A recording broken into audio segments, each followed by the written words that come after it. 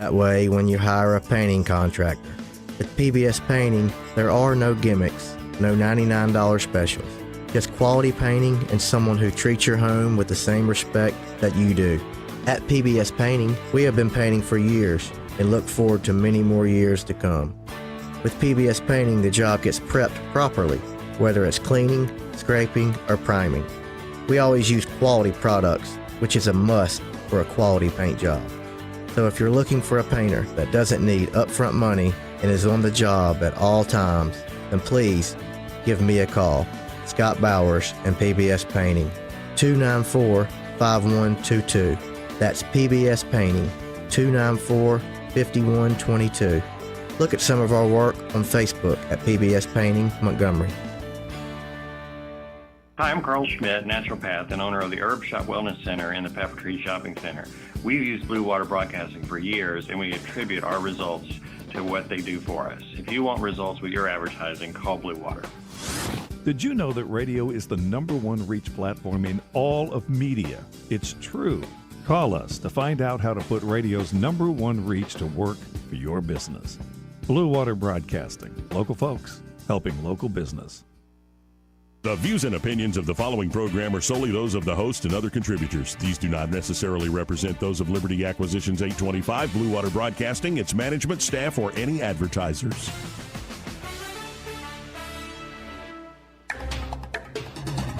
It's time for Montgomery's conversational radio show. It's News and Views on News Talk 93.1 FM. To join the conversation, call 272-9228.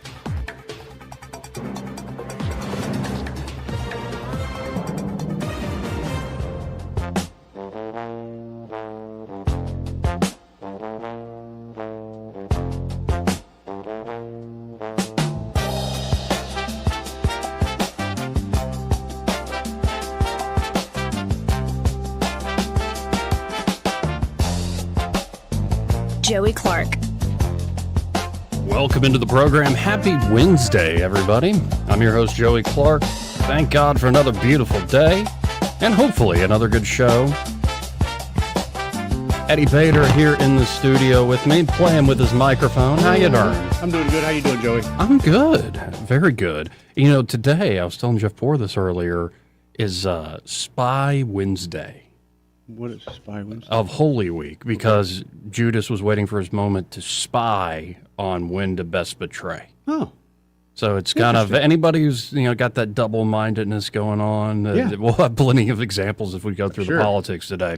But, of course, the Artemis II launch also could happen tonight. They're opening the window. Okay, I didn't know if it was scheduled or if they're just trying to at 6:24 p.m. Eastern Time, 5:24 our time. That's when the window opens, and they'll have several days here where they could potentially go, depending on weather. Question on that and the flat Earth. If the rocket's taken off, do I just see it go across the sky or does it go up? Did you vote for Dean Odle? Let's go to Jeff Poor, host of the Jeff Poor Show. And, of course, he is editor-in-chief at 1819news.com. Hey, Jeff, how are you? I'm well. How are you, Joey? I'm well, quite well. I really do wish we could have had Dean Odle. Like, the Republican Party hadn't kicked him off the ticket. Just, hopefully praying for a successful Artemis II launch. Yeah. And then we got a candidate for lieutenant governor who doesn't think the Earth is a sphere. It'd be great. I think it'd be fun. Having to have him explain it to you, and y'all would just go around in circles. Interestingly, is that even possible if you think the world's flat? Yeah, it would be. I like Dean, actually. I know he's a the great first time guy. I met him and interviewed him, Jeff, I interviewed him straight up. He had a great sense of humor. He was really great on a lot of conservative policies. I had no idea he was a flat Earth guy. Like biblical flat Earth guy. And so I think it was Dale Jackson who ripped that open in public, to Dale's credit, and especially up there in Huntsville. Yeah. Yeah, and it's just like one of these Dale Jackson clips that are very cringe-inducing, and you wish you hadn't listened to it. But I don't know. My interactions with Dean Odle have always been pleasant. I've seen the bad side of him personally, where he's gotten confrontational with other people. But he has a very, very dedicated following as well. That apparently he's selling something that some people want to buy.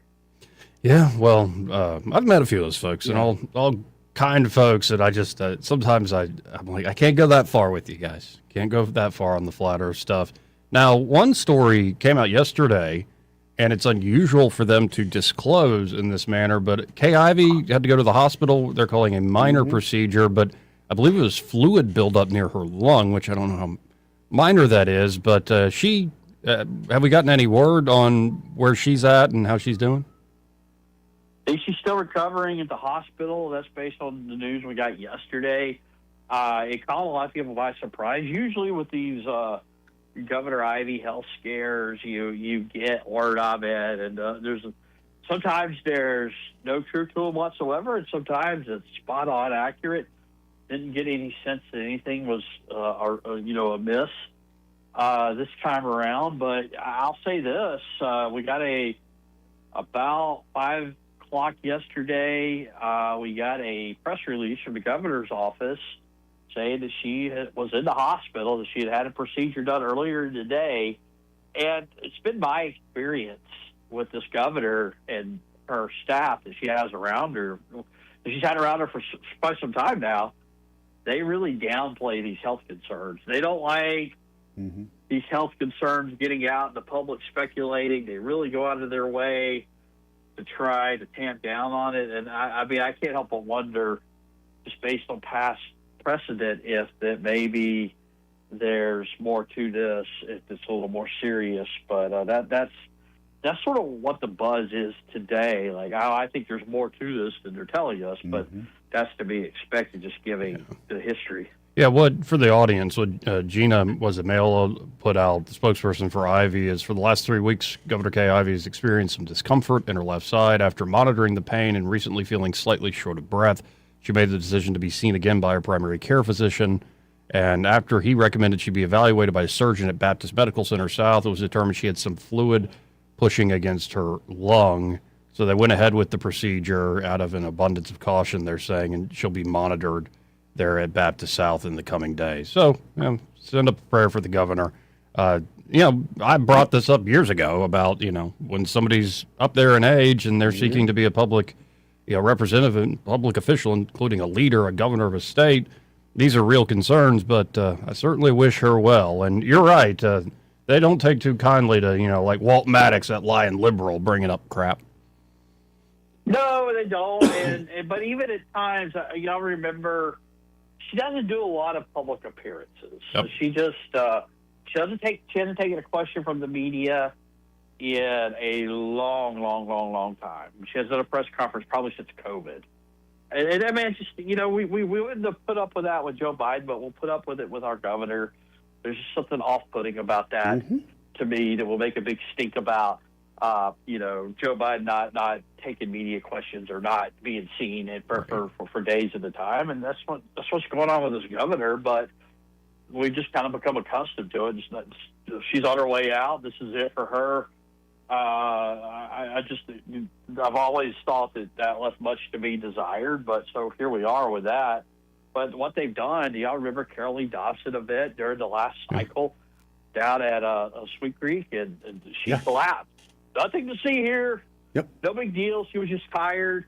Every time she does a public appearance, there's some sort of calamity or something, and people just kind of shrug it off. And it seems to be what we're okay with now. Well, and that's why I started writing and speaking about it publicly, because I had a lot of people, without me really seeking it out, like just bring up stories to me about particular meetings and stuff, and a real concern in particular, I think back a few GOP dinners ago where she didn't show up.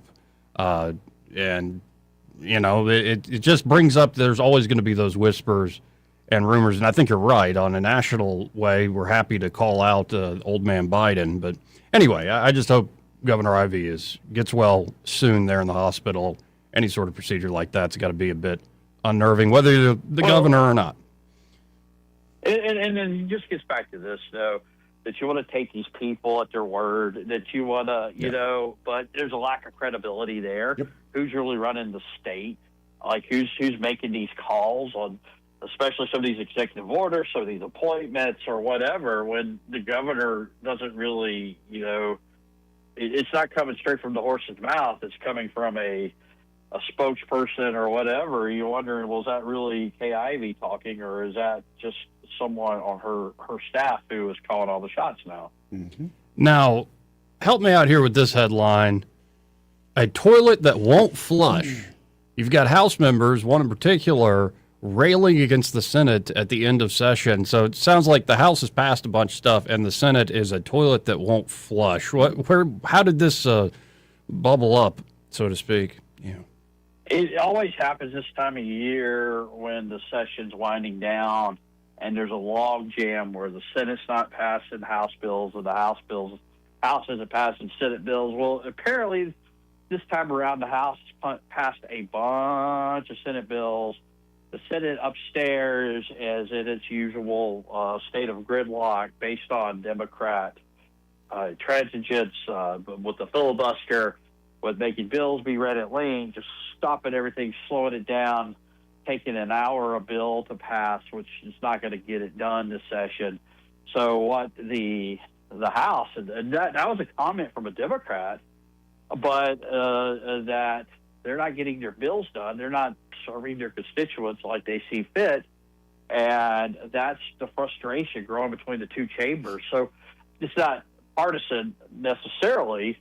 I guess it's partisan in the Senate chamber itself, but the House is frustrated with some of the senators who are slowing things down and not allowing bills to get passed, and that's where that comment came from, referring to the Senate is a toilet that won't flush, meaning that it's just full and it won't go. Yeah, I think we've all experienced that, even those that won't admit it. Now, the Senate is getting some things passed. In particular, State Senator Will Barfoot's bill upping staffing levels for law enforcement in Class 3 cities. Really, this is about Montgomery. That passed out of the Senate, and it seems local leadership here, as well as like State Senator Kirk Hatcher, there are a lot of folks that are quite frustrated that this passed in the first place and might actually squeak through the House before we're sine die. Wasn't it just it's that this was needed in the first place? I don't think we were really hard on Stephen Reed on my show this morning, but it's a product of the city of Montgomery not staffing its police department and putting an emphasis on other areas, other facets of city government, I suppose, rather than policing. That it goes back to the whole Black Lives Matter movement, and things really dropped off when he took over, when Stephen Reed took over. So, you don't want bills in the Alabama legislature telling you how to run your city. Well, run your city right. Don't have, these random headline-grabbing acts of violence where a police presence was warranted for, where there's big congregations of people in downtown Montgomery and you have 3 policemen there on the beat. I mean, that's asking for trouble. And I think the legislature, they're slow to react, but I think this is a reaction to what we saw last summer, or what? Yeah, I guess it was last summer. So these guys got to use better judgment if they don't want the legislature coming in and acting, heavy-handed. Yeah, and the argument that we've improved. It's like, with state and county help, that costs them money as well with the crime suppression unit that's been put together. So, I get it. They're defending their turf, but it's if we're going to keep doing this in perpetuity, I see why the state wants this. Right. Because you're expecting taxpayers from Huntsville and Mobile and Dothan and Muscle Shoals to foot the bill for police protection in Montgomery. And I know this. I mean, is that moral? Is that ethical? Is that right? That you won't take care of matters on your own? So you expect these crime suppression units authorized by the state to sort of act as your de facto police force. Why should the taxpayers of other parts of the state foot the bill for that? And it looks like in y'all's reporting here, Caleb Taylor's reporting that 2 of the folks at least running for Attorney General here in Alabama, former Alabama Supreme Court Justice Jay Mitchell and Catherine Robertson, are very much backing. I had Robertson on just last week, and she lit into, let's say, local leadership something fierce. I haven't had the opportunity to talk to Justice Mitchell, but bringing those 2 up, what's your sense of that race in particular? Who might be the top cop here in Alabama? Right now, my sense is I can't tell. I can't tell either. I still kind of lean. I think it's Catherine is the lead dog, but I think Jay Mitchell's within striking distance. And look, there's always a possibility of a Robert Bentley phenomenon taking place where those two punch at each other, and then eventually they leave a lane open for Pam Casey to win that race or get in a runoff at least. And then who knows what could happen. Yeah, we shall see. Now, another thing I went over a little bit yesterday. I just want to pick your brain on it. I'm seeing this Heritage Action conservative ratings on Tuberville and on Britt. Honestly, not surprised. Tuberville has a very high score. Senator Britt has about a C, I suppose, in some of these rankings, if not a B. And yet, I look at this, for instance, of course, Tuberville's running for governor. If Katie Britt especially survives this next election cycle, to me, these conservative rankings, how far do they actually go in terms of people's decision-making? Maybe it plays with a certain base, but those folks already weren't in the Britt camp, I suppose. So I don't know. I look at these and I go, well, yeah, maybe so-and-so isn't acting as conservative as true blue conservatives would like, true red conservatives, but I don't know how much it actually is going to affect the politics down the road. I think maybe you look for your intellectual leaders of a movement, and it's not going to be Katie Britt for conservatives. Heritage is very important in the Washington ecosystem, at least in conservative politics. They were Reagan's think tank, right? But you also have to look at these scorecards and some of these criteria and what they deem to be priorities. I'm sure the Katie Britt folks are not big fans of this scorecard, but this is how Shelby was, and you always had Shelby scoring in the in the B, C category, and you had you had Jeff Sessions scoring in the A category. There's sort of a balance there, and I think she's just filling that natural role that we kind of expected her to. Yeah, and then two other things. One from last week, I think, where it was the University of Alabama faculty. They were saying, because of news sites, in particular that 1819 News, y'all better mind your business in and outside the classroom, you teachers. And then we're also seeing this other story, I believe y'all broke, about the ABC 3340 doing a sign-off with a quote from the Muslim Brotherhood founder, which is just crazy. And now they've issued, I think, a weak apology. I just wanted to bring those two up. I think this is why 1819 News in part was founded, to actually put some pressure on folks or just call out folks when they start acting crazy.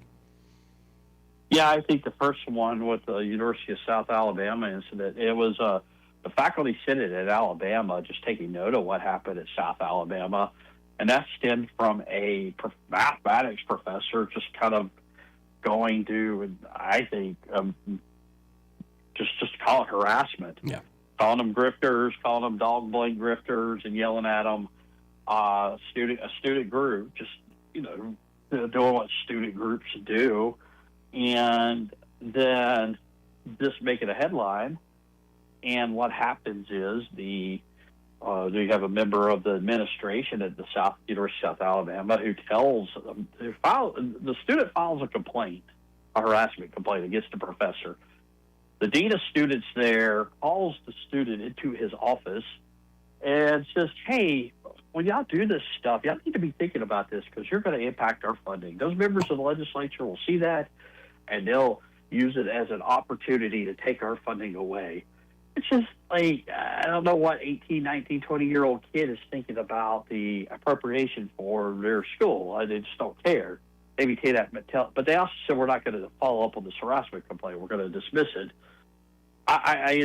So the faculty senate in Alabama takes note of that, and in their meeting they say, hey, you need to advise your school or whatever that you represent.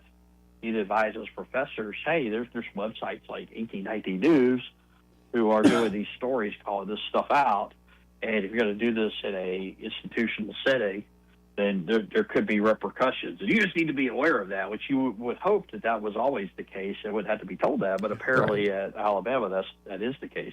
Yeah, my theory was, look, guys, if we could just speak frankly without the diplomatic language, a lot of y'all are great. 50% of y'all are great. You've always been in school and teaching, and you're just nerds, and we don't worry about you. But a lot of y'all are freaky as heck. Like, you are weird people. We hired you especially when woke was in vogue, and it's like, behave yourselves. I think there is this dynamic of these folks are not used to being held accountable. And so it's not every single professor, but certain ones feel like they can do whatever they want, including on campus in public, be absolutely horrid to the student body. And thank God for 1819 be able to call it out. And then the local corporate media affiliate, signing off with this Muslim Brotherhood thing. What in the world? I think that was a reaction to what Wes Allen did with his, John Wall, if y'all haven't been following it, made some kind of appearance at a candidate forum at like this Islamic Center in Anniston. And there were a bunch of other politicians, a bunch of other Republican politicians there. But for whatever reason, it gets posted to John Wall's Facebook page. Wes Allen comes out with a statement saying, "You'll never see me set foot in a mosque celebrating Ramadan," and which is not, I think, a bit of a stretch to suggest that's what Wall was doing, that he was there on a prayer rug or something. But Wes Allen pulls it out, and to the institutional left, which I would put in this category, ABC 3340, Ashante Ford, the anchor who said it. Objectionable that here you have somebody running for office trying to go do something at an Islamic center, and he's being called out as some kind of false Christian or something. And that was the response to it, which wasn't appropriate. It's not appropriate for your nightly newscast. But, it wasn't like a quote from Gandhi or something. It was a quote from the founder of the Muslim Brotherhood. And that's where people were like, whoa. Like, you couldn't have found something a little less, provocative here. And that led to that very weak apology, as you put it. Yeah, no, and like if you're trying to create this ecumenical space where, people can have interfaith meetings and stuff, and then you end your broadcast like that, everybody who has a Jerusalem cross tattooed on them in Alabama, it started burning. Yeah. It's like, don't play into the Crusaders. Like, that was one of the dumbest things. And yet, the apology was more like, well, we didn't mean it, and we're sorry you were offended. I'm like, oh, come on, Mr. Cox. Yeah, I think the news got out. I think what I believe happened, it's a Sinclair station, and you have to know a little bit about the Sinclair group and having some very strong beliefs, and this was sort of what they had to do, was backtrack some. Well, I always appreciate your time, Jeff, and I guess I'll see you again next week. So have a happy Easter and a great rest of the week, and talk again soon. Hey, thanks for having me on. Again, folks, Jeff Poor, host of The Jeff Poor Show. You can always find him on X at Jeff_Poor. And, of course, he is the editor-in-chief there at 1819news.com. So when you see all those great stories and stuff, you can, the man who's working with all the reporters there behind the scenes. We got to hit a break here in a second. But you see Trump's going to address the nation tonight. I saw that. Perhaps. I woke up last night like 2 a.m. and saw that, and I thought I missed something. Yeah, maybe it'll be like a big, grand deal announcement. I would hope so, but I don't know. But did you see he was going to the Supreme Court, too? For the Birthright Citizenship. I was very interested in that. I guess he's already done it. Debate. Yeah, it's been ongoing. We have a few clips from the oral arguments. Okay. What is it? Trying to think who the people are. Like, well, one, the person saying Trump's order was bad, the attorney. Yeah. I'm just trying to put this as plainly as possible. Last name, Wang. Chung? No. Just Wang. Just Wang. Worked with a lot of Wangs in my day at Korea. Yeah, you've worked with a lot of Wangs? Yeah, I have. I've worked with a lot of Wangs. They're good people. Good people, the Wangs? They're pretty reasonable, but they can be hard-headed. So we'll get to that. Okay. Also, again, we might be going back to the moon, not to land on it, but to fly around it with people. Yeah. It could happen tonight about 5:24 our time. 6:24 p.m. Eastern time is when the window. Launch is scheduled for that exact moment. Weather with currently 80% favorable predictions for a potential launch. So we'll get into all the details of that. We're going around the moon, though? We're just going around it? I think they're going around it. Okay. It's like it in the way or something, or is it?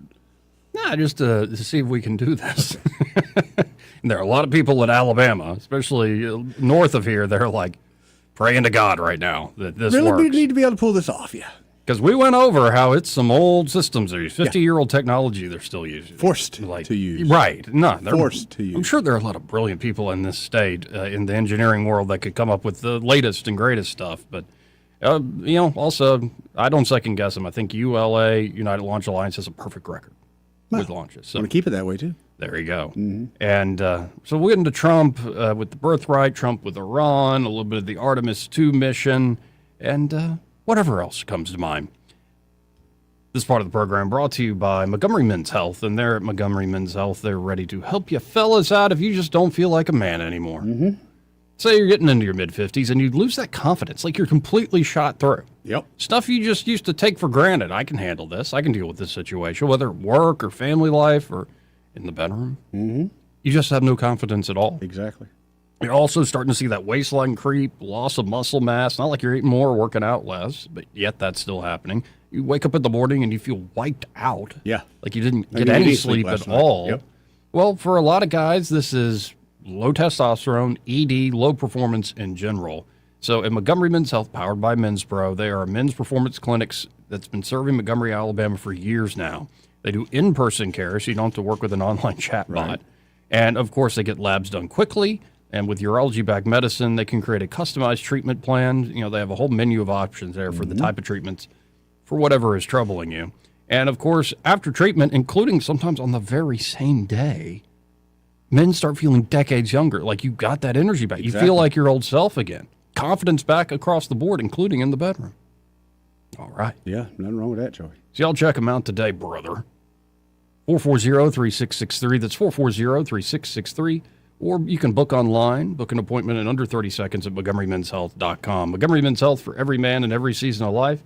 Be sure to tell them that Joey and Eddie, those fellas on the radio, sent you. He may not know whether he's coming or going, but whether you're going to work or coming home, Greg Budell is there. Mornings, 6 till 9, and afternoons, 3 till 6. Only on News Talk 93.1 FM, WACV.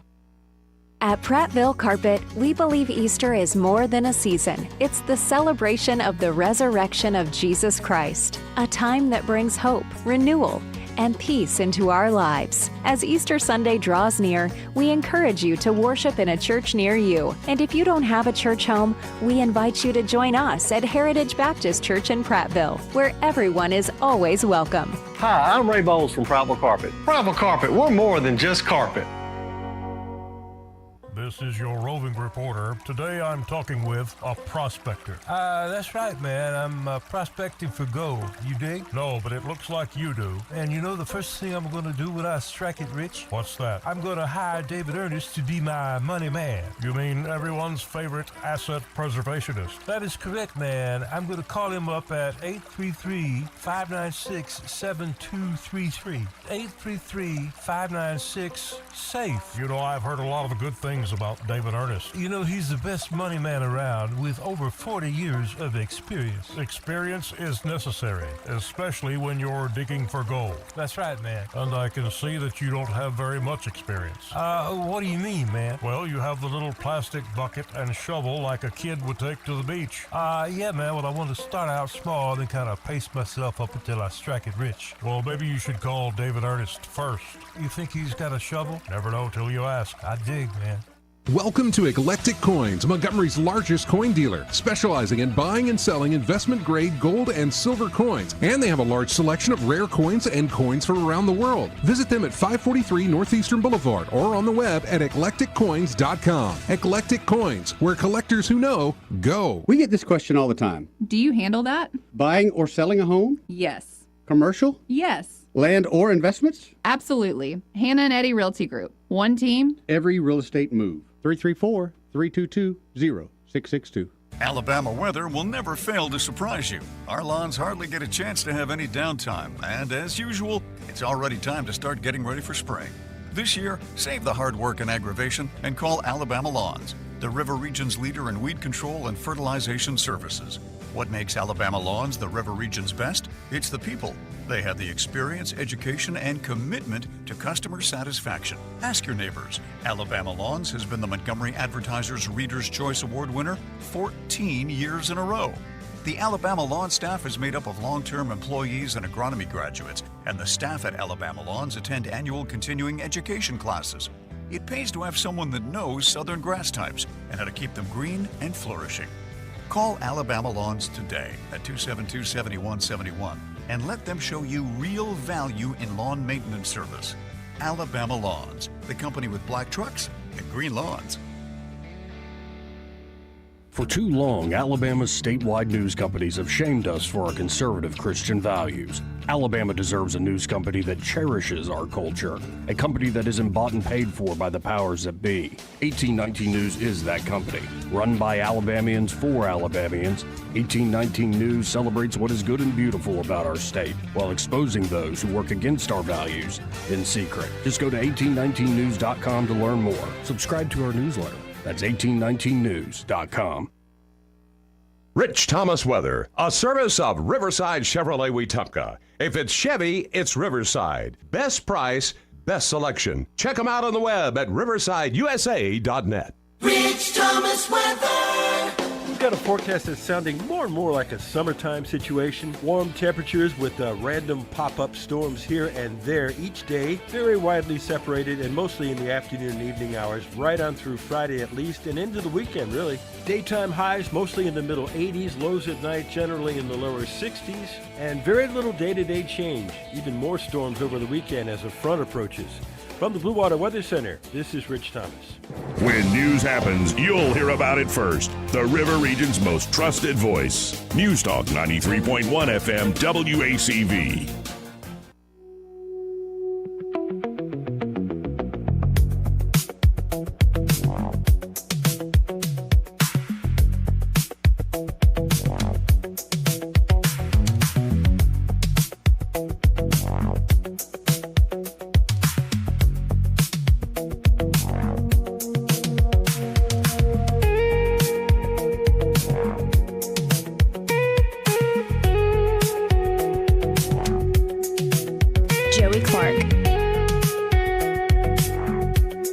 Welcome back. Countdown to Artemis II moon mission launch. We're looking at... Look at that rocket. That looks old school. Yeah, just a bit. It does, dude. But that is, I mean, honestly, I'm still just a sucker for this stuff. Oh, yeah. But imagine this, Joey. Imagine you're just one of the contractors that have to do work on that, and you go up on that scaffolding, and you got to be the dude that changes the light bulb at the top of that thing. Oh, goodness gracious. You don't like heights? Even As with I've the older, harness on? Yeah, as I've gotten older, not so much. I don't know. Well, because I'm taller, fatter, and I'm less stable. Yeah, I don't think you would survive in Beast games. You don't think so? Well, if money was on the line, would you do crazy stuff? Yeah, you know I would. Yeah, I thought so. But here is a Fox News report based on what's going to happen with the Artemis II mission. Let's listen in. We just got word. Did you guys hear it? Yep, we got it. Yeah? We are a go. We are a go. We are a go, my friends. All right, there we go. So it's set. But you think Take a cold shower. You know, I'm excited, but come on. Yeah. There we go. We got to go. We got that. We're ready to go. Roger. Actually, I need to go right now. I got to return some videotapes. Anyway. I mean, I'm glad. I'm excited. Let's hear them out. Which is no surprise. Haley had a hunch. I think we were all optimistic meteorologically Haley had a hunch. speaking, right? Beyond that, you leave it to the experts. But there have been lessons learned through the space shuttle program, those rockets. So the rockets we talked a lot about, but I don't want to overlook the engines. There are 4 engines at the bottom of that core stage. They're RS-25 engines. They're about 73 times faster than a race car, each one. And so you multiply that by 4. 3 of those engines, guys, have already been in space during the space shuttle program. What? That doesn't make me excited. We got used Used motors going up, Joey. They flew to space. So these are being reused. These engines are being reused. There's a fourth one that the parts have been used. So it's not just... We're pulling parts off stuff now? Yeah, I know, obviously, like SpaceX does reusable. It's the whole point. Right. But they're kind of designed from scratch to do that. I don't know if the shuttle, these rockets were designed from scratch to be reusable. And this is why it takes years to refurbish them. But we're going to find out today. We're going to find out today. Suddenly we're able to get to space. NASA, and as is science, you build on what you learn. Mhm. And that's why this mission is so critical and it's so exciting. We are a go for launch. We are a go. I mean, all criteria has been met, and we've been breaking this down for a number of days here on Fox Weather, meaning the temperature. Yeah, by the way, it's Fox Weather. If I ever get that corporate and you get that corporate on a radio show, I would hope somebody would come and... No, we need to ask Rich Thomas about meteorologists. Yeah? Like how it's different, like especially when it's just meteorologists together. Not like you're the weather guy who's part of the whole crew. Right. When it's just meteorologists together, how they are. Because I have a feeling it's Nerd Central, baby. Nerd Central. And then a lot of, like, babes. It's probably Nerd Central and then bombastic babe. I know you don't do the TikTok, but there's this blonde weather lady on TikTok. Yeah. And she's thicker than a Snickers. And she... Oh, no, I've seen her clips. Those are hilarious. I love her to so death, funny. Joey. She reads off the comments Yes. that are... Yeah, constantly coming on to her, essentially, flirting with her, and they're hilarious And how she she reacts takes to it- him. I couldn't She does do it in it. such a sweet way, Yeah. such a sweet girl. So It disarms everybody. Anyway, let's keep listening to these nerds on Fox Weather. Temperature has to be right, has to be warmer than 38, no warmer than 94. We're within that window. 72 right now. We'll stay close to that throughout the day. Wind below 33 miles per hour. We've seen the wind mostly tend to about 15 miles per hour. You're looking live there now. We're at 72 degrees.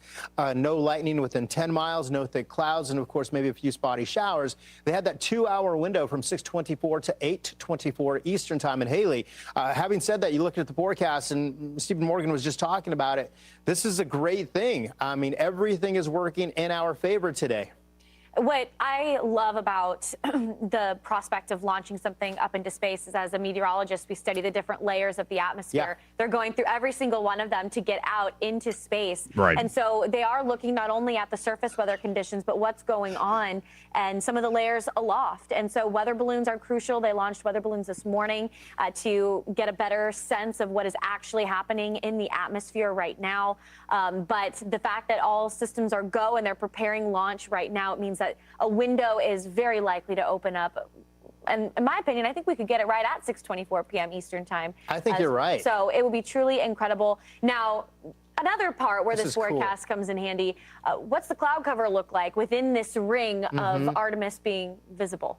Yeah, and having said that, I mean, we've got a couple of spotty showers, a few clouds, but there are a couple of windows. If you have... This is great, by the way, getting your space breakdown from the meteorologist team there at Fox. But countdown to Artemis, 2 moon mission launch, 4 hours, 40 minutes, and 14, 13, 12, 11, 10 seconds. Good deal. I just about- added something to my bucket list. I've always wanted to see one of these launches. I live close enough that we could go down there, rent a boat, and watch one. I think I'm going to put that in my plans for next year. You want to talk about brave, man? Those astronauts we're now Right seeing there? Yeah. get on the elevator. This is happening live in Cape Canaveral. Okay, so if you're one of them guys, Joey, where's your stomach? Oh, in my feet.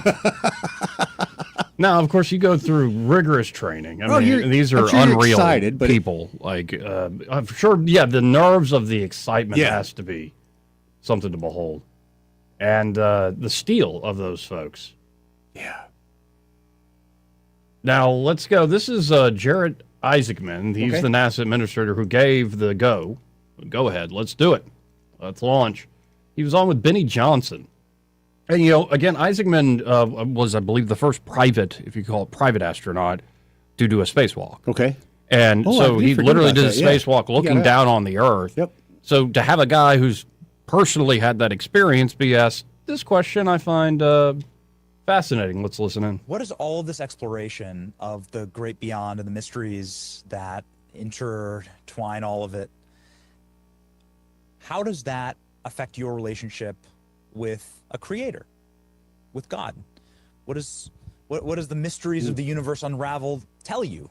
All great minds have that have thought of these things or reached for the stars eventually come to some realization about their relationship with the Creator. I'll tell you. I mean, I've been to space twice, and I think it's very hard to be there and not be somewhat spiritual, because you just have an appreciation for how small we are in the grand scheme of things, like the enormity of what's around us, and like it had to have all started like somewhere, right? We don't have an answer for that right now. So the idea that maybe this was all part of some extraordinary grand design is those thoughts have to go through your mind. Like it's too interesting of a perspective not to kind of go down that road, I think. So but it is like this is what we are pursuing right now. We are going to learn so much in the years ahead, and I absolutely believe we were destined to do this, to go out, to explore, and to seek out a lot of those answers, and they're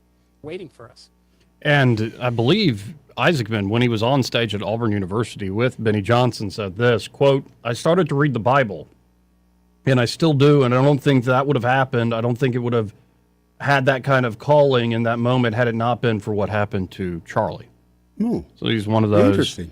And in this modern world, here on this Spy Wednesday in the middle of Holy Week, especially the folks that are caught up in the scientific application, like cutting edge space exploration, for instance, I'm sure there are some very true devout believers, but that is such a awesome thing that can occupy your mind, and having the technical knowledge to pull this off, that you might look at something like Holy Scripture and what do I need it for? But when those minds start to pursue and seek the truth, I think there's something glorious to behold. And you got to keep in mind, like, great minds, brilliant minds throughout human history, in particular the history of the West, were true believers. Just look at like Isaac Newton, for instance. There's many a times, and I'm sure they experience the same thing. Like first time you ever scuba dive, and you coming off the boat and you're going down to just say a 40-foot level on the bottom. Mm-hmm. You can't help but get about halfway down there and go, how in the world did I get here? How is all this possible? And then you really start thinking big picture. I've always been that way. You see something as a piece of coral that's just the most simple thing in the world, but you're thinking, man, I'm down here at 120 feet, and this thing has life? There's no way there's not a God. Well, in the part, a thought that came to me this morning as I was praying, and I don't think it was just mine, it's just sort of, how images and things you're reading all of a sudden just mash up, is that the hidden God, nothing is hidden to him. Right.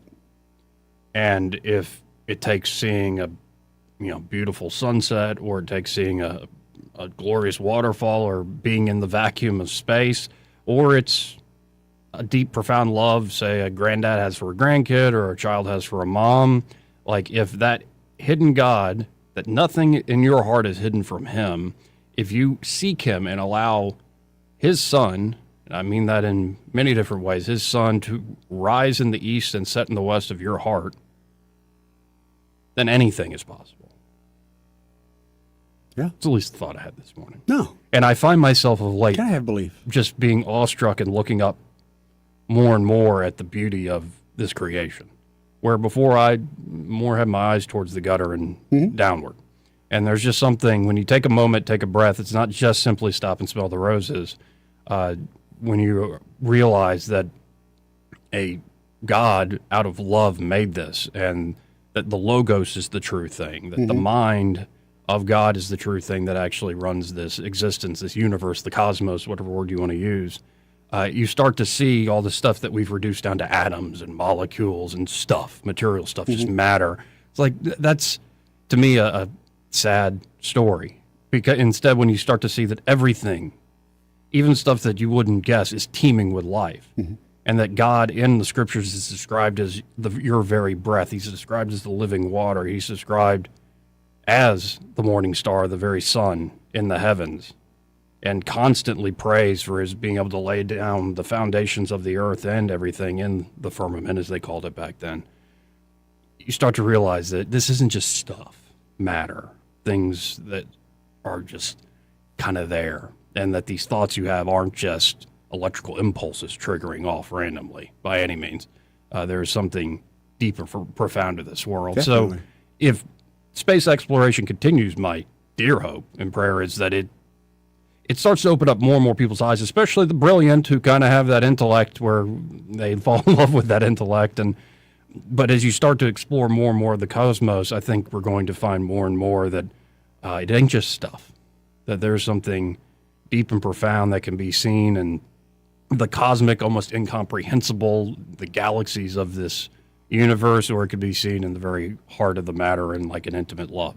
And when you realize that, yes, God can often be hidden, but if you open your heart up to him, well, you'll realize nothing is hidden about you to him. That's right, Joe. Anyway, we'll be right back. Want to carry News Talk in your pocket? Download the News Talk 93.1 app from the App Store. Available on iPhone and Android. Never miss a moment. Download now.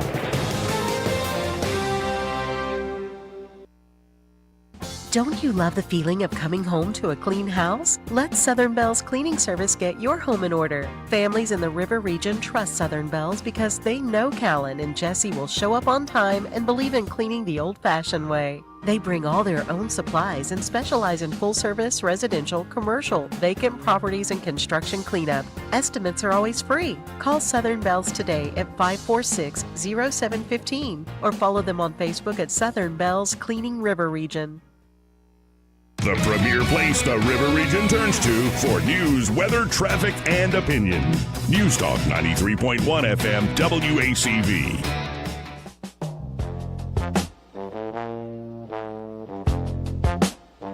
Joey Clark.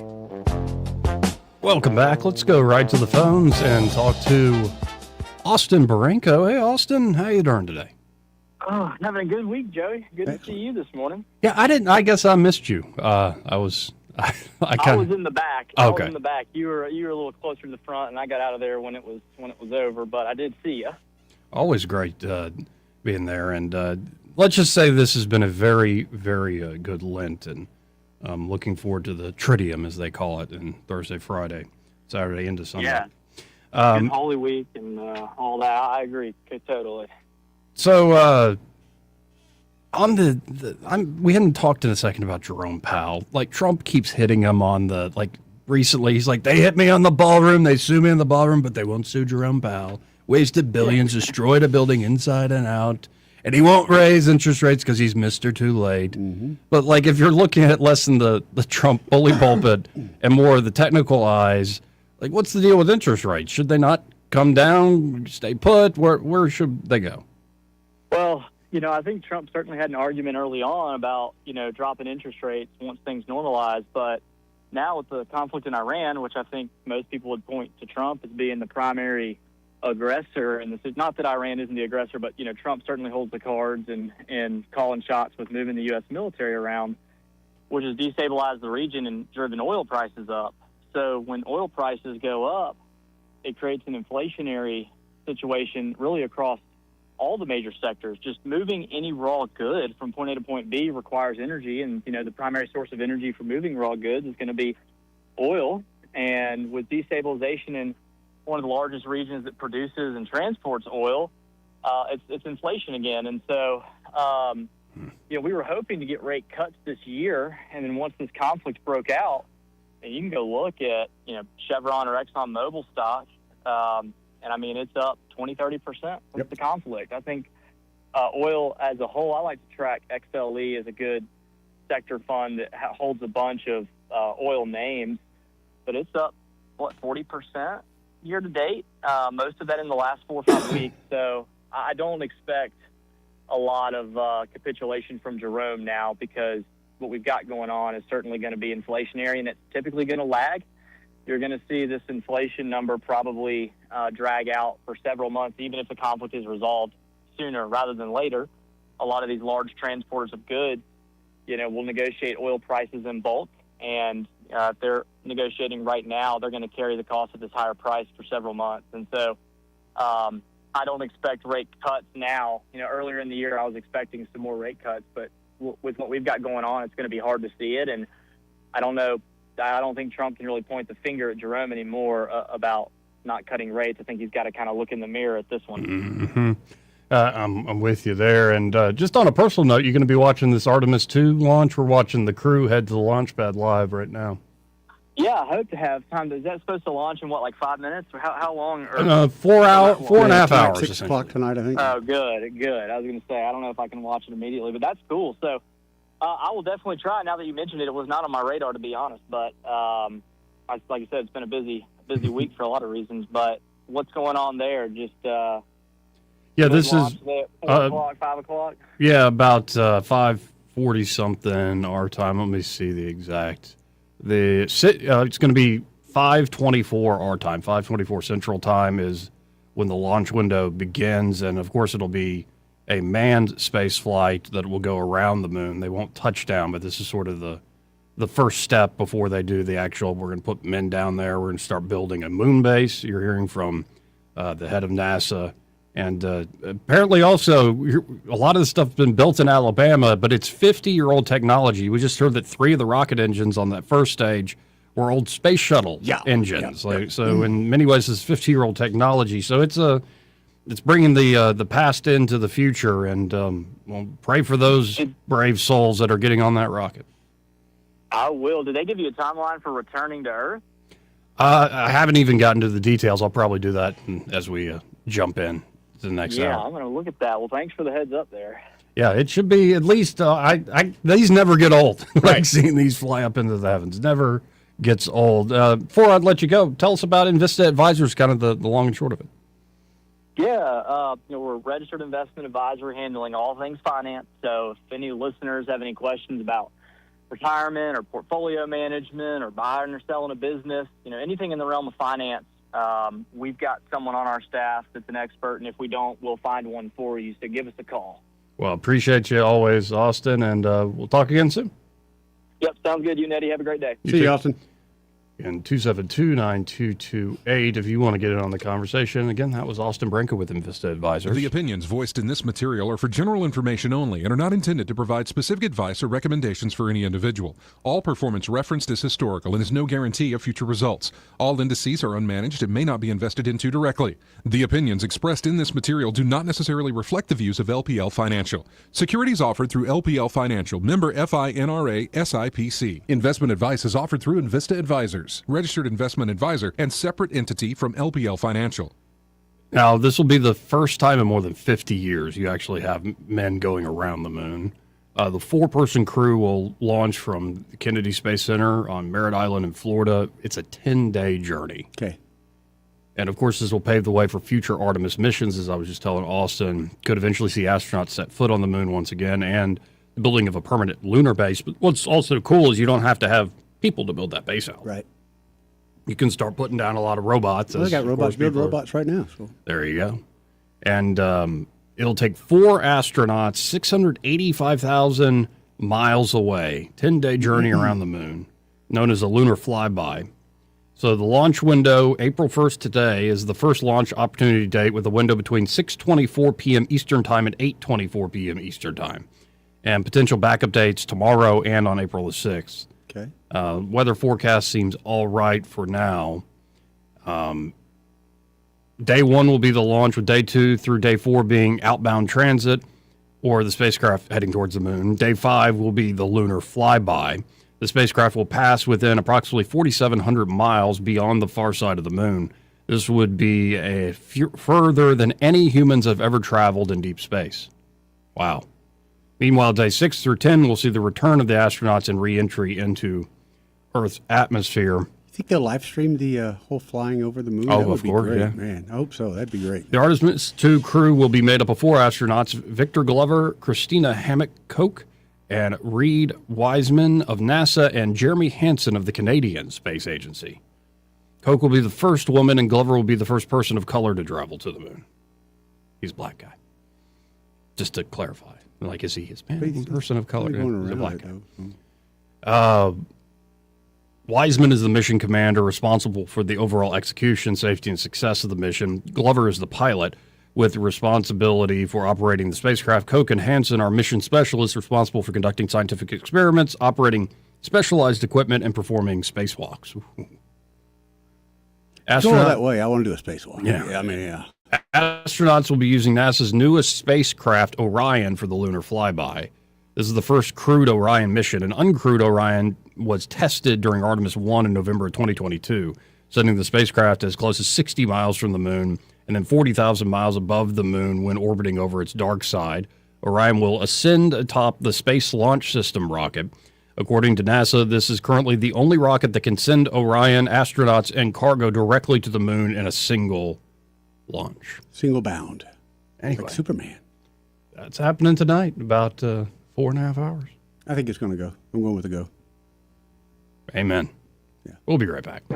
Broadcasting from the Riverside Chevrolet Master Control Center, this is WACV Cusana, News Talk 93.1 FM. When it's Chevy, it's Riverside. With SRN News, I'm Bob Agnew in Washington. President Trump will deliver a primetime address from the White House tonight to update the nation on the war against Iran. There is speculation he's thinking very much about ending the war soon, but he says that other countries will have to do more to make sure that the Strait of Hormuz remains open. Oil prices have been easing, making life easier for investors on Wall Street. Right now, the Dow Jones Industrial Average is up by 446 points. The Nasdaq up 375, and the S&P 500 is up 79. Shoppers increased their spending in February, especially on cars and clothing, after pulling back at the start of the year. That was due to severe winter storms. Gas sped past the average of $4 a gallon yesterday for the first time since 2022. Then jumped another 4 pennies a gallon overnight. The national average for a gallon of regular gasoline hit $4.06 today. This is SRN News. If you don't care about saving 50% off your wireless bill for the same 5G coverage the big guys are charging a fortune for, maybe you care about keeping jobs in America. Pure Talk does. They've pledged to run their entire operation from this country, including all their customer service. Or maybe you care about our nation's veterans. Pure Talk does. They've donated hundreds of thousands of dollars to America's Warrior Partnership, a fantastic organization working hard to prevent veteran suicide. Or maybe you care about closing America's skills gap. Pure Talk does. They're a proud supporter of MicroWorks. They're helping my foundation train the next generation of skilled workers. Don't get me wrong. Saving money's great, and you'll save plenty with Pure Talk. But if you want to be in business with people who share your values, dial pound 250, say micro, and switch to an American wireless company that actually stands for something. The Rich Thomas Weather Network, brought to you by Montgomery Paint and Body. From little fender benders to total body repair, MPB will fix it good as new, maybe better. For 4 decades, the Turner family has been getting you back on the road. Call 279-7325. Rich Thomas Weather. We've got a forecast that's sounding more and more like a summertime situation. Warm temperatures with random pop-up storms here and there each day, very widely separated and mostly in the afternoon and evening hours, right on through Friday at least and into the weekend really. Daytime highs mostly in the middle 80s, lows at night generally in the lower 60s, and very little day-to-day change. Even more storms over the weekend as a front approaches. From the Blue Water Weather Center, this is Rich Thomas. CB&S Bank, serving families and communities since 1906. Proud to be named 16th best performing bank nationally in their asset category by American Banker. Learn more at cbsbank.com. CB&S Bank, member FDIC, equal housing lender. From the Blue Water Broadcasting News Center, here's today's top stories. A bill to require some precincts to undergo post-election audits passed Alabama's House Tuesday evening. HB 95 would require every county probate judge to randomly pick at least one precinct to have a post-election audit. House Bill 95 now goes to Governor Kay Ivey's desk, where she is expected to sign it into law. Federal authorities are asking for the public's help in locating Keandre Deshaun White, who is believed to be in the Montgomery area. The U.S. Postal Inspection Service has issued an active warrant for White, who is considered to be armed and dangerous. Anyone with information regarding the whereabouts of Keandre Deshaun White is asked to contact authorities. A Millbrook man has died after an early Tuesday morning crash in Coosa County. 19-year-old Keith Young was killed when his vehicle left the roadway, hit a tree, and overturned. Young was not wearing a seatbelt at the time he was ejected from the vehicle and pronounced dead at the scene. The crash happened on Highway 231 about 2 miles south of Rockford. From the Blue Water Broadcasting News Center, I'm Sky Mosley. This hour of news and views is brought to you by our good friends at Alabama Home Mortgage. Alabama Home Mortgage, 567-4223. Visit them on the web at myalabamahomemortgage.com. NMLS number 1586368, an equal housing lender. Yes? Yeah, I'm Bill. You called about some breakers tripping? Oh, yes, Bill. My brother-in-law says you can do almost anything. That's me. Not much I hadn't seen. Do you really want someone who does almost anything in your electric box? Think about that, because each year thousands of home fires are caused by faulty wiring. That's why you want a professional, like the electricians at Crosby Electric. Bill, how's it going? Bill, ooh, are you okay? Oh, yeah, well, I didn't really need my eyebrows anyway. At Crosby Electric, all technicians undergo rigorous safety training, as well as background checks, drug testing, and continuing education. Bill, you think maybe I should call a real electrician? No, these little slip-ups happen. Everybody does it. Really? No, not really. When you need professional electric work, or you just like someone to assess your home for safety, call the experts at Crosby Electric, 272-2085, or visit us at crosbyelectric.com. The 22nd Annual Autism Crawfish Boil benefiting Easter Seals of Central Alabama is April 11th at Riverwalk Stadium. Proceeds from this fun family event benefit autism programs at Easter Seals of Central Alabama. Enjoy all-you-can-eat crawfish, live music, and even a baseball game. The Autism Crawfish Boil, April 11th at Riverwalk Stadium. Stay and eat or grab them to go. Scan or visit mudbugball.com to purchase tickets and get info on curbside pickup. The views and opinions of the following program are solely those of the host and other contributors. These do not necessarily represent those of Liberty Acquisitions 825, Blue Water Broadcasting, its management, staff, or any advertisers.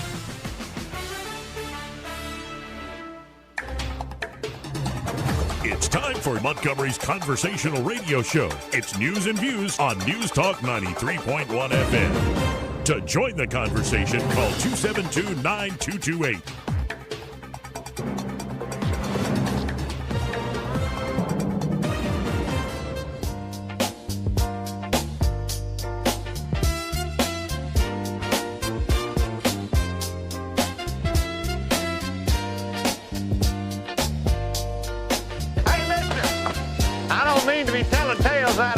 But there's a fella in there who'll pay you $10 if you sing into his can. I'm not here to make a record, you dumb cracker. They broadcast me out on the radio. Joey Clark.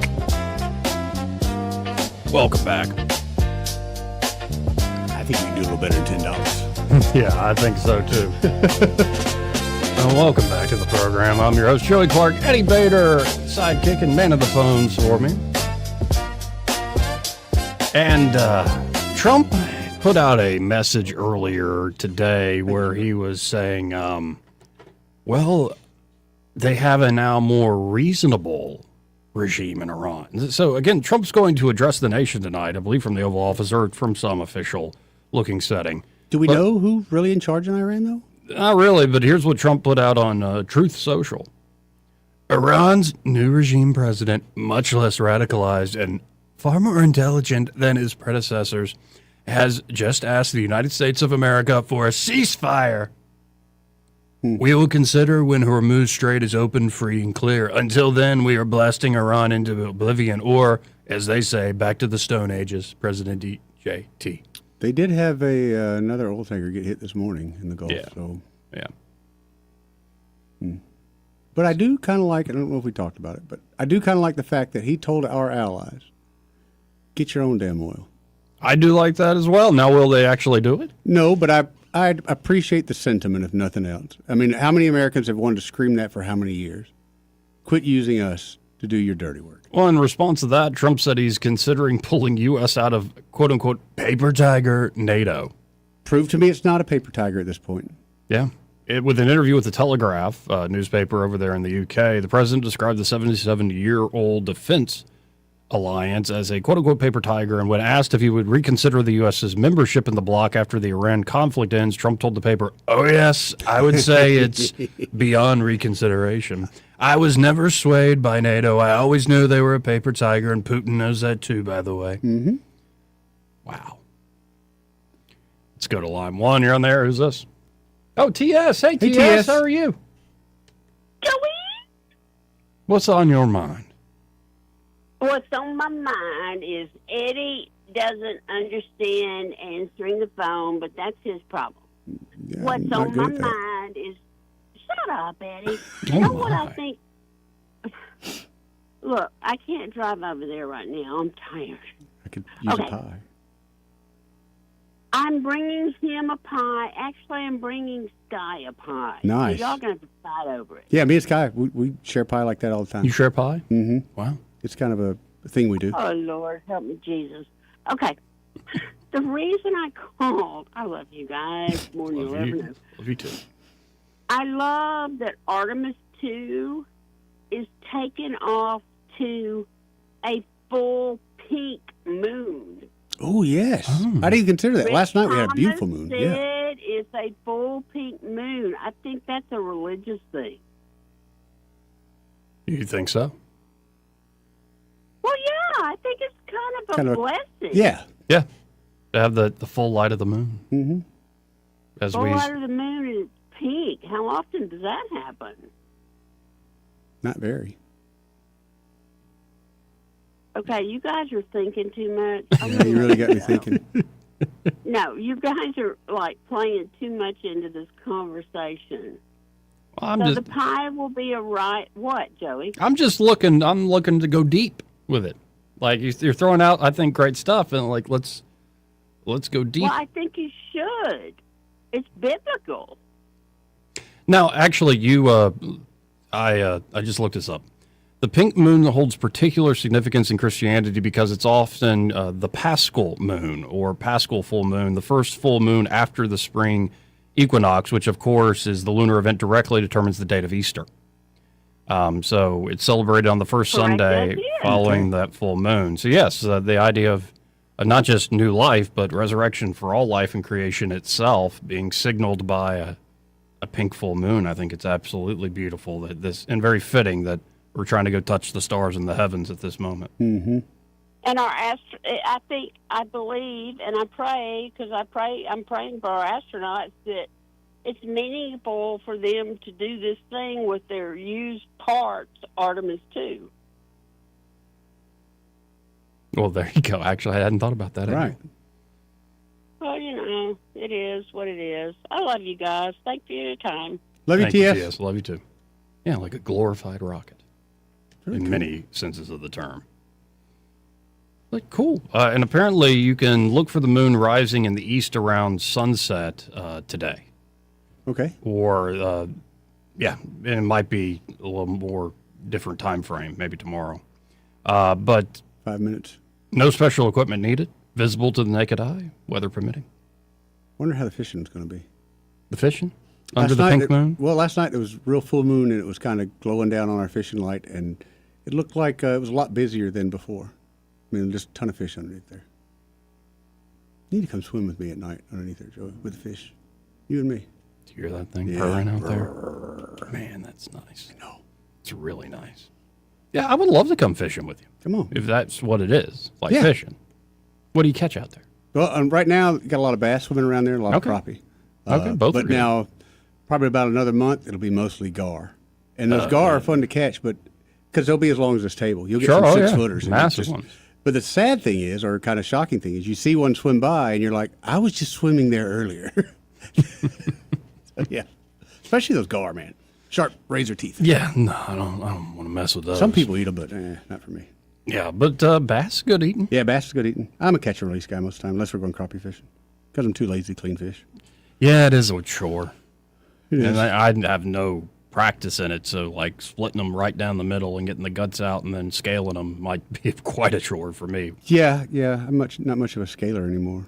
I just fillet You it. just fillet it with the scales on and then just eat the No, fleshy part? Yeah, eat the flesh. Mhm. But now they make this really cool tool that fleshes or gets rid of the flesh for catfish, Okay. crappie, and all that kind of stuff. But I'm a country boy. We just gut them and put a little seasoning salt on it and throw them in the fryer. Now, I have a fond memory as a kid when we were camping where it was just this bass. The water was so clear you could see it. Mm-hmm. So I just like throw the lure down to it, get it, probably a 5-6 inch. Like not a huge bass, Yeah. but like enough to cook. Yeah. and on the campsite, cleaned it there. Probably my dad was the one who cleaned it and scaled it. And then I remember throwing it in tinfoil with a bunch of butter.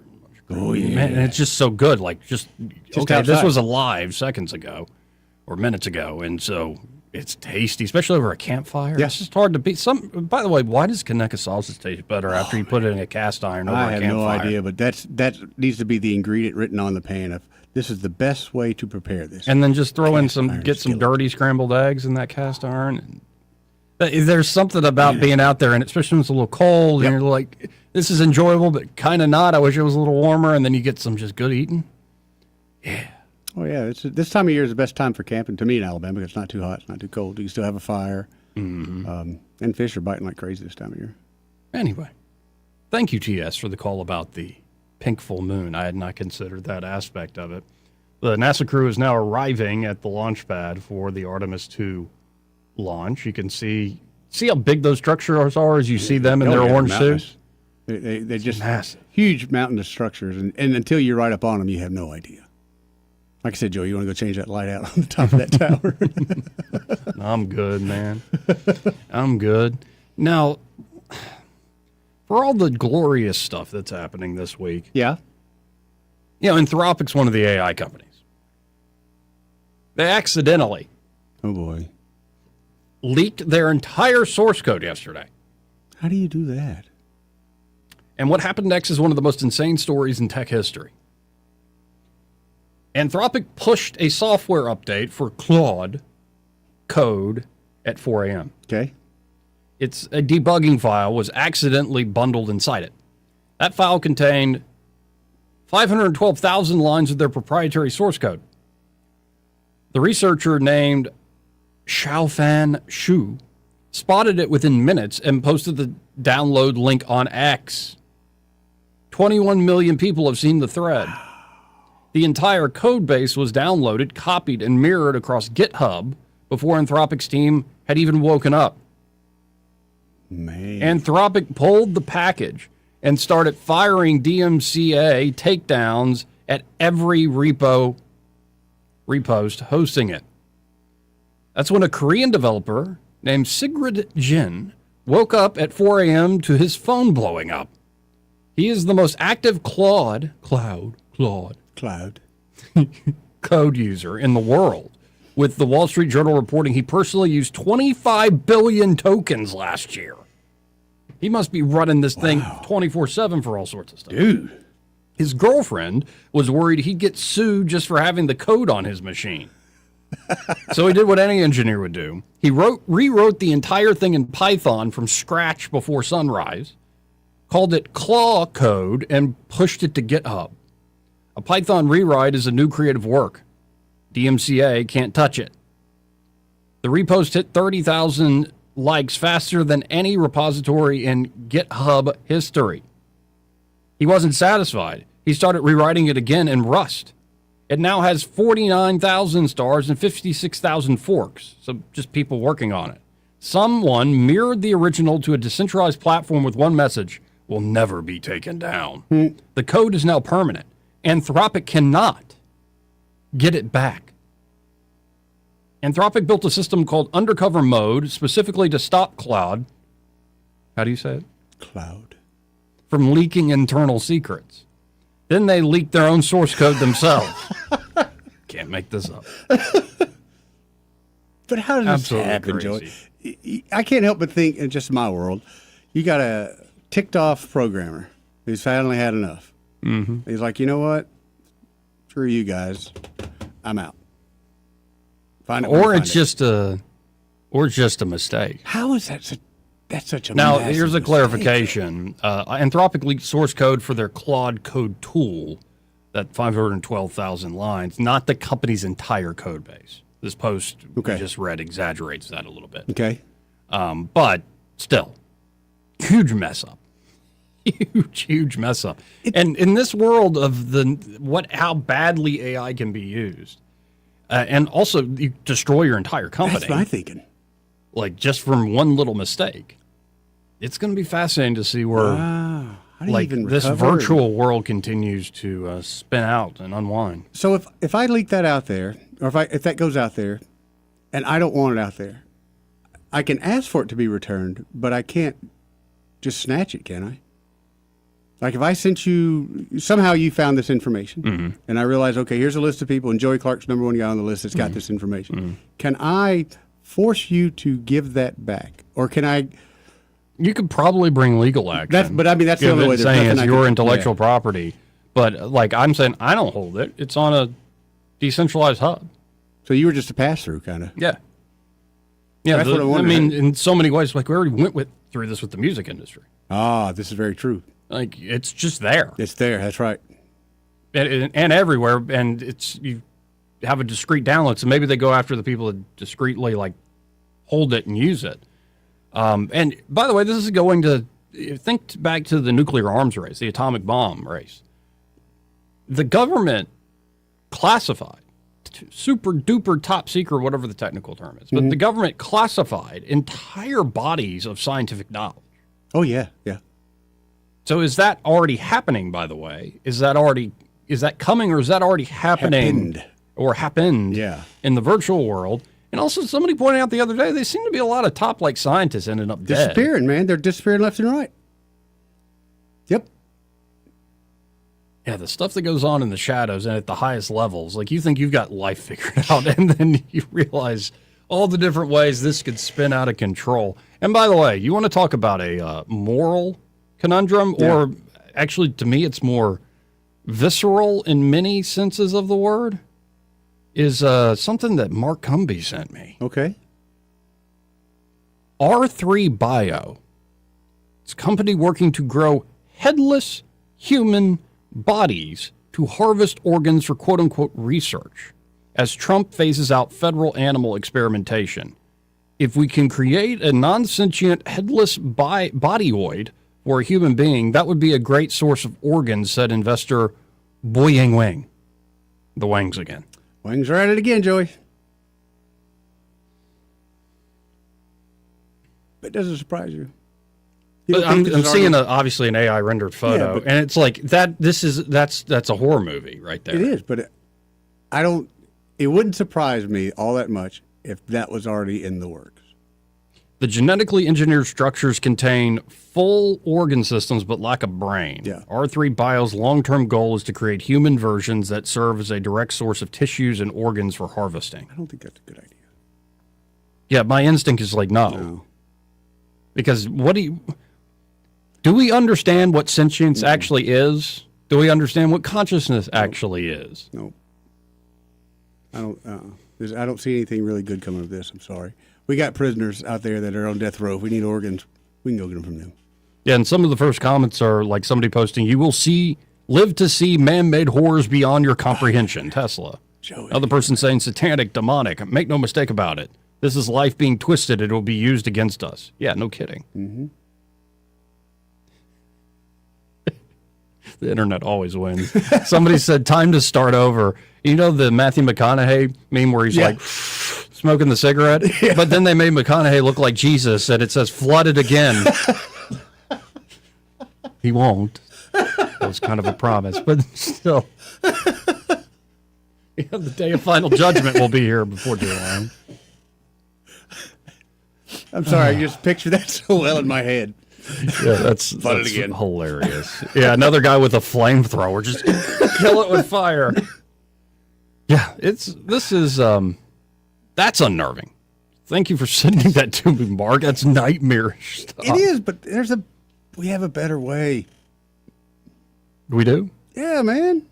We do have a better way? Yeah, we just don't have the gonads to really do it. But yeah, we got a better way. Do you remember the story from yesterday about Kristi Noem's husband? Yeah, I've been wanting to talk to you about that. Like on air or off air? Either or, don't matter. What about it? Okay, so for folks who don't know, he was found on these like bimbo like fetish chat sites where he himself started wearing like skin tight clothing and putting balloons under his shirt to look like he's got cartoonishly oversized breasts. And obviously some type of fetish. Yes. But Noam got pushed out how long ago? A month ago. You didn't see it coming. Remember, we all, at least for me, I was like, what happened? Yeah. What happened? Well, anyway. This has been in the works for a month at least. Also, Mark Cumby credit. Marco Rubio finding out he has to be Kristi Noem's husband. And it's Rubio with all the...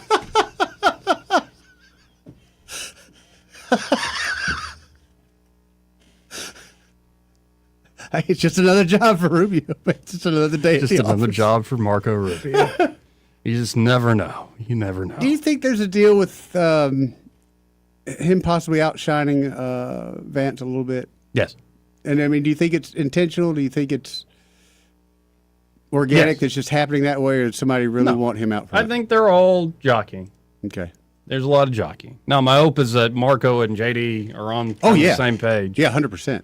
So Marco put out this very, well, that's the wrong one, a very well-produced, here's why we had to bomb Iran right now. Okay.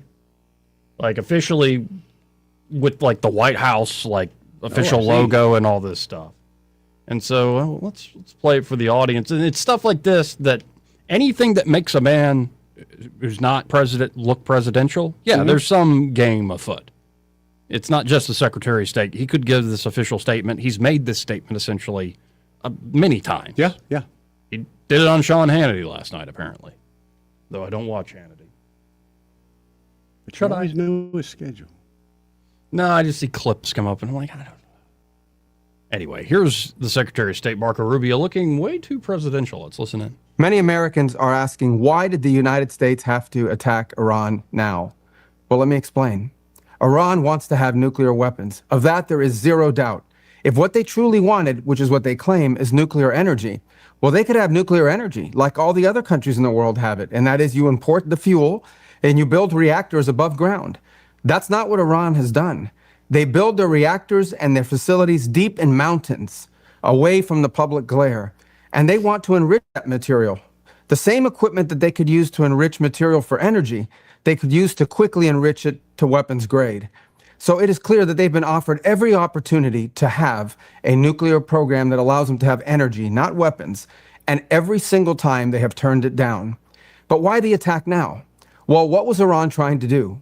Iran was trying to build a conventional shield, in essence, have so many missiles, have so many drones that no one could attack them, and they were well on their way. We were on the verge of an Iran that had so many missiles and so many drones that no one could do anything about their nuclear weapons program in the future. That was an intolerable risk. Under no circumstances can a country run by radical Shia clerics with an apocalyptic vision of the future ever possess nuclear weapons. And under no circumstances can they be allowed to hide and protect that program and their ambitions behind a shield of missiles and drones that no one can do anything about. This was our last best chance to eliminate that conventional threat, that conventional shield that they were trying to build, and the president made the right decision to wipe it out now. That is the goal of this operation, to destroy their conventional missiles and their drone program so they can't hide behind it and finally have to deal with the world seriously about never, ever having nuclear weapons. So there you go, official from the Secretary of State's office. And in J.D. Vance world, the Vice President announced a brand new book, a personal memoir called Communion, Finding My Way Back to Faith. The book is, again, a personal memoir about his faith journey. It covers why he drifted away from Christianity, the Christianity of his youth, and what led him back, including his conversion to Catholicism as an adult. He's described it as an intimate account, has been working on it on again, off again since 2019. Vance posted about it himself on X saying, quote, I've been writing this book for a long time, and I'm honored to finally be able to share the full story with you. Communion is about my personal journey and how I found my way back to faith. It's his first major book since Hillbilly Elegy made him a national figure. Pre-orders happening. I think it drops officially June the 16th. All right. And that should be fascinating. And apparently Vance from Hillbilly Elegy, he in that book does talk about how he, falls away from like all the just awful traumatic experiences he had as a child, which is a common story of why people drift. Yeah. But apparently he did like the whole tour of different denominations. Quite a few people have done that. And then landed at Catholicism. Mm-hmm. So I'm definitely going to be picking this up when it comes out. And Henry Rollins was one of those guys back, I think probably mid-90s, where he literally wanted to study the world and world religion. And so got on the train and went. And most places didn't know who Henry Rollins was, so he was able to kind of get in with the public. But I don't remember if it was MTV or Vice News that covered it, but it was a great series, man. It was a really good series. Yeah, I vaguely remember that. Yeah. And yeah, I don't know. Sometimes I worry about, I saw Jeff Poor share a Brit Hume clip from a long time ago. The first time Tiger crashed his car, he was caught cheating and all those initial problems. Yep. Brit Hume said, well, he could become a man of faith. I hear he's a Buddhist, but maybe if he gives his life to Christ, he could be this great redemption story. And you fast forward to, where's Tiger now? Not there yet, Joey. Now, just to be blunt, it sounds like Tiger has a very real, based on the amount of surgeries he's had, substance abuse problem and addiction to opioids. That's why I don't think it was. I don't think they'll find any alcohol so much as the. Right. Dude, you got to imagine how many pills he's having to take a day. But especially when you are in that sort of addiction, that sort of obsession, and your body craves that particular thing. As I think any addict of whatever, drugs or alcohol, will tell you that you have to give yourself up, what do they say in AA, to a higher power. Yeah. But if you give yourself up to the God of Abraham, Isaac, and Jacob, I think you might have a inner strength that you never thought you had before, especially to break something like that. Now, but you've got to be committed. I can't imagine, if you're taking 15, 20 of those things a day, because you could easily die from withdrawal. And withdrawals, that's right. And your liver, because it's not like they just inject the. No, he's killed his liver. The oxycodone or the hydrocodone directly in. It's mixed with what's in Tylenol, acetaminophen. And so if you're popping 10, 15 of those a day, you are killing your liver. 10, 15 Tylenol a day. How do you think that'd work out for you, folks? Right. Anyway, that's just. We'll I do see. feel for the guy. I mean, I know he's rich beyond wealth and all that. That's fine. But at the end of the day, he's still a human, and that dude's hurting, man. Yeah, it's a shame to see. Before we get this break, as we get closer and closer to tomorrow being Holy Thursday, the following day being Good Friday, I would say Saturday is going to be a very quiet day for me. Okay. And then the glory of Sunday. I'm actually going to go to the Easter Vigil Saturday night. Awesome. Which is a very big ceremony, and new converts brought in. And so, normal Mass is Liturgy of the Word, Liturgy of the Eucharist. This has the Liturgy of the Lights. I don't know if they're going to do a full fire outside, but the priest carves in a new Easter candle that represents Christ as the light of the world. And then I believe you have the Liturgy of the Word, like standard, just reading, and you read multiple Old Testament readings, a lot of Isaiah, a lot of Psalms, and then many readings of the Gospels and the Epistles. And then there's a Liturgy of the Baptism. So all the folks that for months have been studying and preparing themselves are baptized that evening. And then you have welcome them in with the Eucharist. It's apparently long. People have warned me. Sure, I'm like, no, I'm in this for this particular it's a Lent Catholic thing, isn't it? So well, I'm kind of diving head on first with no restrictions at this time. Good. And so, of course, what's interesting in my algorithm has gone just more and more faith stuff being sent at me. Ran across this. This is from Cardinal Ratzinger from Good Friday of 2005. Now, he, of course, went on to be Pope Benedict. And we shared the other day, he in the early 80s, I guess he saw Mickey Free or something. He's like, this transgender stuff is evil. Oh, right. Called it out that early. And when some of these, that's what's got to be so frustrating to have the intellect of somebody like Ratzinger. You see stuff so early before most folks see it, and people aren't paying attention. Right. And it's like, okay, but this is what he shared on Good Friday of 2005. Pontius Pilate. Pilate is not utterly evil. He knows that the condemned man is innocent, and he looks for a way to free him. But his heart is divided, and in the end, he'd let his own position, his own self-interest, prevail over what is right. Nor are the men who are shouting and demanding the death of Jesus utterly evil. Many of them, on the day of Pentecost, will feel cut to the heart when Peter will say to them, Jesus of Nazareth, a man attested to you by God, you crucified and killed by the hands of those outside the law. But at that moment, they are caught up in the crowd. They're shouting because everyone else is shouting. And they are shouting the same thing that everyone else is shouting. And in this way, justice is trampled underfoot by weakness, cowardice, and fear of the dictate of the ruling mindset. The quiet voice of conscience is drowned out by the cries of the crowd. Evil draws its power from indecision and concern for what other people think. And as we've entered more and more to the social media world, that's certainly a message that needs to be heeded today. And especially when politics starts driving the car. Hey, we're all guilty of it, by the way, too. If you play this political game, you're going to be guilty of it, of rooting too much for your own team. Yep. But, yeah. Getting high on your own supply, man. 272-9228 if you want to get in on the conversation. We continue to watch the live feed of the astronauts now getting seated up inside the capsule. I got to pee. Get this catheter in me. Yeah, it looks like they're in the capsule. They're now cinching them down, like securing everything, you can see. Well, that looks a little, get your mind out of the gutter. It's just, once you're there, I mean, it's like they're strapping you into the roller coaster. There's no stepping out of it now. It's happening. It's happening. Mama. Right. You start looking over, somebody. No, I would rather somebody be praying to God. If somebody next to me starts singing Bohemian Rhapsody, I'm going to be a little unnerved myself. It's like, really? Bohemian Rhapsody?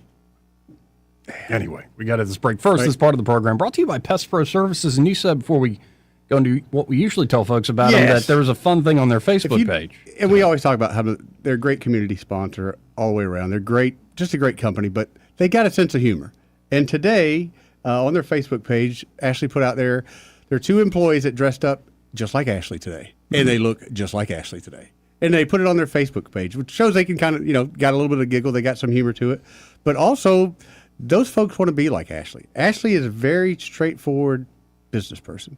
Whatever she says she's going to do, she does. Oh, absolutely. 100%. And her word is her bond. And someone like that in any kind of business is needed, but especially in pest control, because, be honest, Joey, after a pest control person comes, do you ever go look behind them and say, hey, no, not really. You have to take it at their word that they do it. And they do. They absolutely get the job done there at Pest Pro. It's why they've been such a success story coming out of the pandemic. Oh, yeah. Started a little after, during 2020, a little after, and it started with, 2 people? That's exactly Ashley right. and Zach, and now it's grown to this huge team of great folks. And they've got a new office there on Main Street in Millbrook. Beautiful and I know office. for a fact, by the way, Ashley doesn't just, keep that to herself. She helps out other entrepreneurs. Yeah. She's helping out a lot of nonprofits and local causes. Yep. So if you want to work with great folks who do get the job done well to get you great pest control services, check out Pest Pro Services today at 265-9990. That's 265-9990.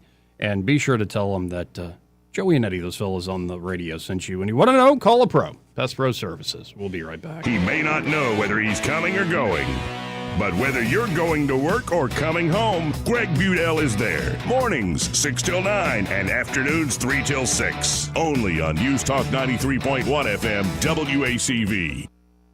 Hi, this is Bo Goodson from the Goodson Group with your Real Estate Minute. Here in the River region, thousands of hardworking folks will be buying a home, some for the first time. How do you know you are buying the right home? It starts with research. A buyer's agent can help you in your search, providing a list of homes you may not be aware of or know about. At the same time, a meeting with a local lender to find out exactly what you qualify for and how much it will cost at closing and monthly. A list of needs and wants provided to your agent will help them locate properties that match those needs. An example would be bedrooms, baths, school zones, floor plan requests will also help. Start shopping and look at homes and compare and make a list of pluses and minuses for each home. Compare them with your agent to narrow the field. After you work out the contract, appraisals and inspections come next, and then the closing. For more details, call Bo Goodson at the Goodson Group, 221-2883. That's 221-2883. E-Bike Oasis, E-Bike Oasis, E-Bike Oasis, ride for free. E-Bike Oasis, E-Bike Oasis, E-Bike Oasis, ride for free. At E-Bike Oasis, we're more than just Montgomery's best electric bicycle store. E-Bike Oasis offers free 1-hour electric bicycle rentals and a full-service electric bike repair shop. Stop by E-Bike Oasis in Montgomery today for free rentals, repairs, and electric bicycle brands in town. For more than 50 years, the Tears family's been keeping the river region flowing with Roto-Rooter. From drain cleaning to septic repair and installation, no job's too big or too messy with a local team you can trust. So when water won't go where it's supposed to, call the hometown experts who've been serving Montgomery for over half a century. That's 272-7130 or visit rotorooteralabama.com. And remember, call Roto-Rooter, that's the name, and away go troubles down the drain. Roto-Rooter. Are you tired of the mainstream media's biased reporting? Do you want to stay informed on the news that really matters to you? Look no further than 1819 News. At 1819 News, we bring you the latest in Alabama news, politics, sports, culture, and more. We've assembled a team of journalists with Alabama values dedicated to the truth and the truth alone. Visit us at 1819news.com today. That's 1819news.com. Subscribe to our newsletter. Honest News, Alabama Values. This hour of news and views is brought to you by our good friends at Alabama Home Mortgage. Alabama Home Mortgage, 567-4223. Visit them on the web at myalabamahomemortgage.com. NMLS number 1586368.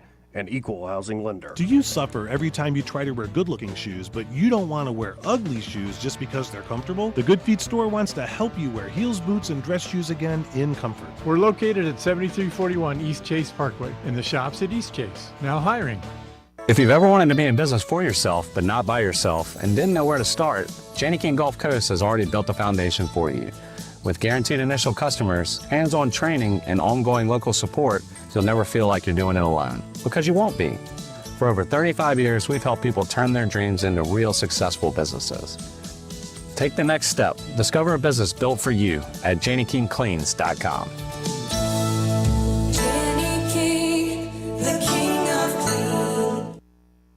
Rich Thomas Weather brought to you by M&M Outdoors. Book your stay today at MNMCampground.com for relaxation at its best. It's easy to find and hard to leave. M&M Outdoors, your home away from home. Rich Thomas Weather. We've got a forecast that's sounding more and more like a summertime situation. Warm temperatures with random pop-up storms here and there each day, very widely separated and mostly in the afternoon and evening hours, right on through Friday at least, and into the weekend, really. Daytime highs mostly in the middle 80s, lows at night generally in the lower 60s, and very little day-to-day change. Even more storms over the weekend as a front approaches. From the Blue Water Weather Center, this is Rich Thomas. Budget Floors and More has the best prices. Carpet as low as 69 cents per square foot. LVP starting at $1.29 a square foot. Sheet vinyl as low as 65 cents per square foot. And the lowest prices on flooring installation supplies. Budget Floors and More across from Delray Publix. Trustworthy, accurate, immediate. Carrying your voice across the river region. News Talk 93.1 FM WACV.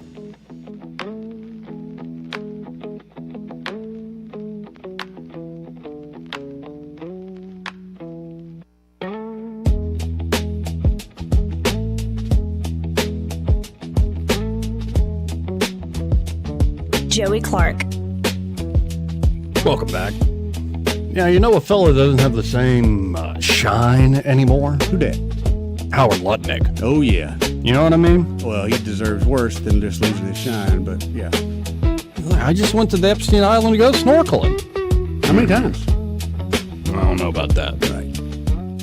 But here is Lutnick. Yesterday, Trump signed a executive order about mail-in ballots. Oh, okay. So Lutnick's going to lay out, as the Commerce Secretary, what exactly this order does. The states, right, run these elections. They will, if they want to use the U.S. mail, the U.S. Postal Service, they're going to get a code, a barcode from the U.S. Postal Service, and they're going to put that on the envelope, and we will have one envelope per vote. None of this time where we have no idea, there's no observers to mail, there's no envelopes, there's no certainty. That's all going to go away, and what the president is doing today is he's going to make sure that mail-in ballots are safe, secure, and accurate, and will have a clear distinction. If you voted by mail, you will have it on the envelope. Obviously not on the ballot, but on the envelope. So we will know 1 million mail-in ballots. There'll be 1 million envelopes, and you'll be able to know exactly, correctly, that citizens voted. And this came up with some great legal minds. They looked at the various documents and everything that was going on, because the cheating on mail-in voting is legendary. It's horrible what's gone on. And it's very clearly covered, very, very clearly. So I think this will help a lot with elections. We'd like to have voter ID. We'd like to have proof of citizenship, and that'll be another subject for another time. We're working on that. You would think it would be easy. It's a 98% issue for Republicans. It's 86%. The thing just came out, a poll, and it's 86% with Republicans and Democrats, not leaders, because the leaders of the Democrats cheat. And the only people that don't want to do voter ID are people that cheat. There's no other reason for it. Proof of citizenship, they want to be able to cheat. There's no reason. They have all sorts of reasons, excuses, but it's all nonsense. They want to cheat. But the Democrats themselves are very high. It's a very positive, very, very good thing. The Democrat voters, the Democrat leaders, guys like Schumer, who are corrupt, they want to use it for cheating because their policy is so bad with, think of their policy, open borders for everybody, where people pour into our country from countries all over the world. Think of that.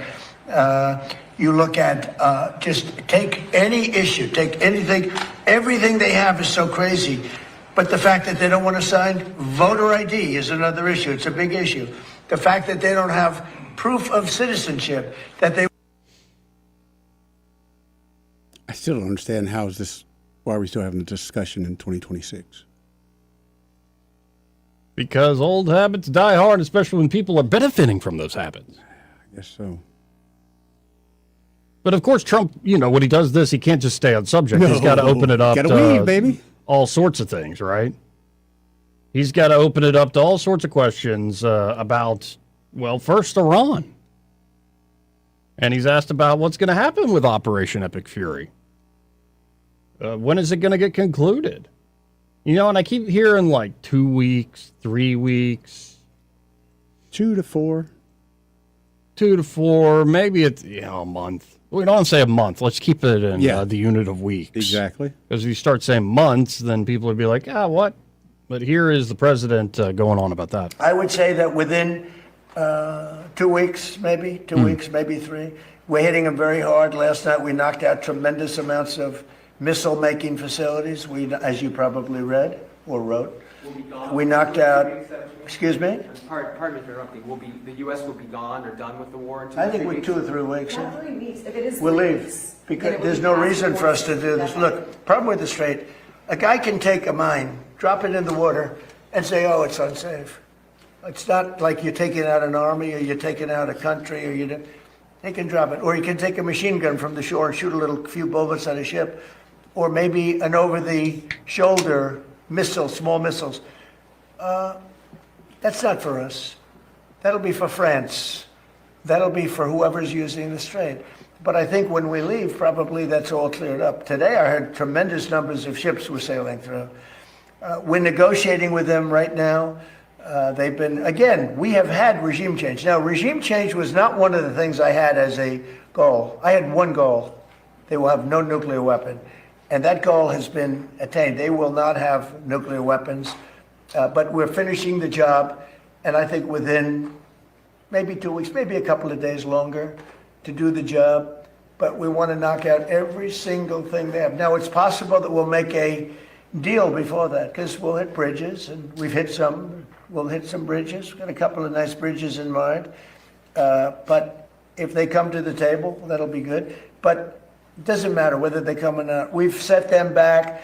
It'll take 15 to 20 years for them to rebuild what we've done to them. They have no Navy. They have no military. They have no Air Force. They have no telecommunications. They have no anti-aircraft systems. They have no leaders. Their leaders are all gone. That's why we have regime change. We have nice new leaders. So he still seems quite confident about it. And, of course, that was yesterday before announcing that he's going to address the nation tonight on Iran. Yeah. So we shall see. Somebody said they think he got the 2 weeks from Ivey. Yeah, perhaps. Yes. Yeah, like back during the COVID era. Right. Yeah, I remember that. Now, here is the president. Of course, you got to show a classic sparring with the fake news media. Of of course. And in fact, the White House, the rapid response X account, next time, third-rate loser Jeff Mason comes into the Oval Office to ask the President of the United States a question, he should come prepared. Humiliating. That's the caption for this, shared by the White House. So let's listen in to this particular moment. I believe the question is about how Iran has threatened American tech companies. Oh, yeah. Mr. President, the Iranian government threatened a bunch of U.S. companies today in the region, including Google, Apple. With what? What did they threaten them with? PP guns? Or well, that's they don't have much left to threaten. My question for you is, are you... I don't know. I mean, what are they... You made a statement. What did they threaten them with? I don't know. Tell me, how did they threaten them? Well, all I know is that they threatened them, sir. What does that mean? Fair enough. He said something nasty. Is the government in touch with these companies? Are you helping to backstop them? You don't even know what the threat was. What was the threat? I haven't heard it. What was the threat? Did they say they're going to blow them up? They're going to hit them? They're not. You know what they're not going to do? They're not going to hit them with a nuclear weapon. Yeah. Is it something you're concerned about, sir? No. Iran's IRGC issues a warning that they will target 18 U.S. technology companies if the U.S. continues targeted assassinations of Iranian leaders beginning on April 1st. Those companies include NVIDIA, Apple, Microsoft. Most of those people are dead already. Mr. President. He doesn't seem all that worried about it. No. Imagine you're the negotiator on the Iran side. You're like, if you guys don't let me negotiate, he's going to kill all of us. Yeah. He's heading that direction. Yeah. Well, and we got to hit a break. And when we come into the next final hour, Trump gets in yesterday, mentions about birthright citizenship. And then today, the Supreme Court heard oral arguments on his executive order, that case of ending birthright citizenship. Mm-hmm. And apparently Trump stopped by, unprecedented visit, sat there listening to the oral arguments in front of the court. Is that too wrong? I don't think it's wrong necessarily. It's unusual. It shows he really means it. Yeah, that's kind of what I thought. Sends a certain signal. Didn't say a word. Didn't say he was just there. It's presence. Yeah. And we'll get into some of the back and forth that you heard during oral arguments as much as we can follow it. Those big brain nerds up there on the court, who knows? Anyway, this part of the program, in fact, the entire hour brought to you by Alabama Home Mortgage. And they're at Alabama Home Mortgage, Kim Williams and Madeline Cannon. They're ready to help you with buying a home. Oh, yeah. Home purchase or refinancing a home. Exactly right, Joey. And you want to go with a local company. Do not go with a 1-800 lender or a spam call or somebody's got a flashy mailer. What are you doing? You're setting yourself up for heartbreak. Yeah, they usually don't have any kind of service to follow that up with. And if you're one to procrastinate, like, well, but they said on the news, they're saying this or that on the news. Like, what are you doing? Right. Stop troubling yourself. Get in touch with folks that can give you peace of mind and get you in the right state of mind in order to actually follow through, again, on a great purchase or on a refinance deal. And it's wherever you are in life. Sometimes you need a larger home because the family's growing. Sometimes you need to downsize because the kids are gone. Mm-hmm. Sometimes divorce happens. It does. Yeah. And it's a sad thing, but at least you can get the house part of it figured out.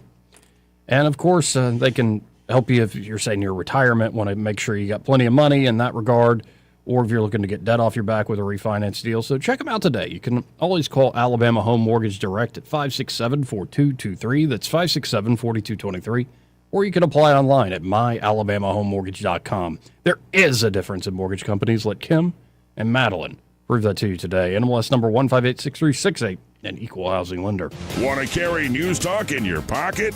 Download the News Talk 93.1 app from the App Store. Available on iPhone and Android. Never miss a moment. Download now.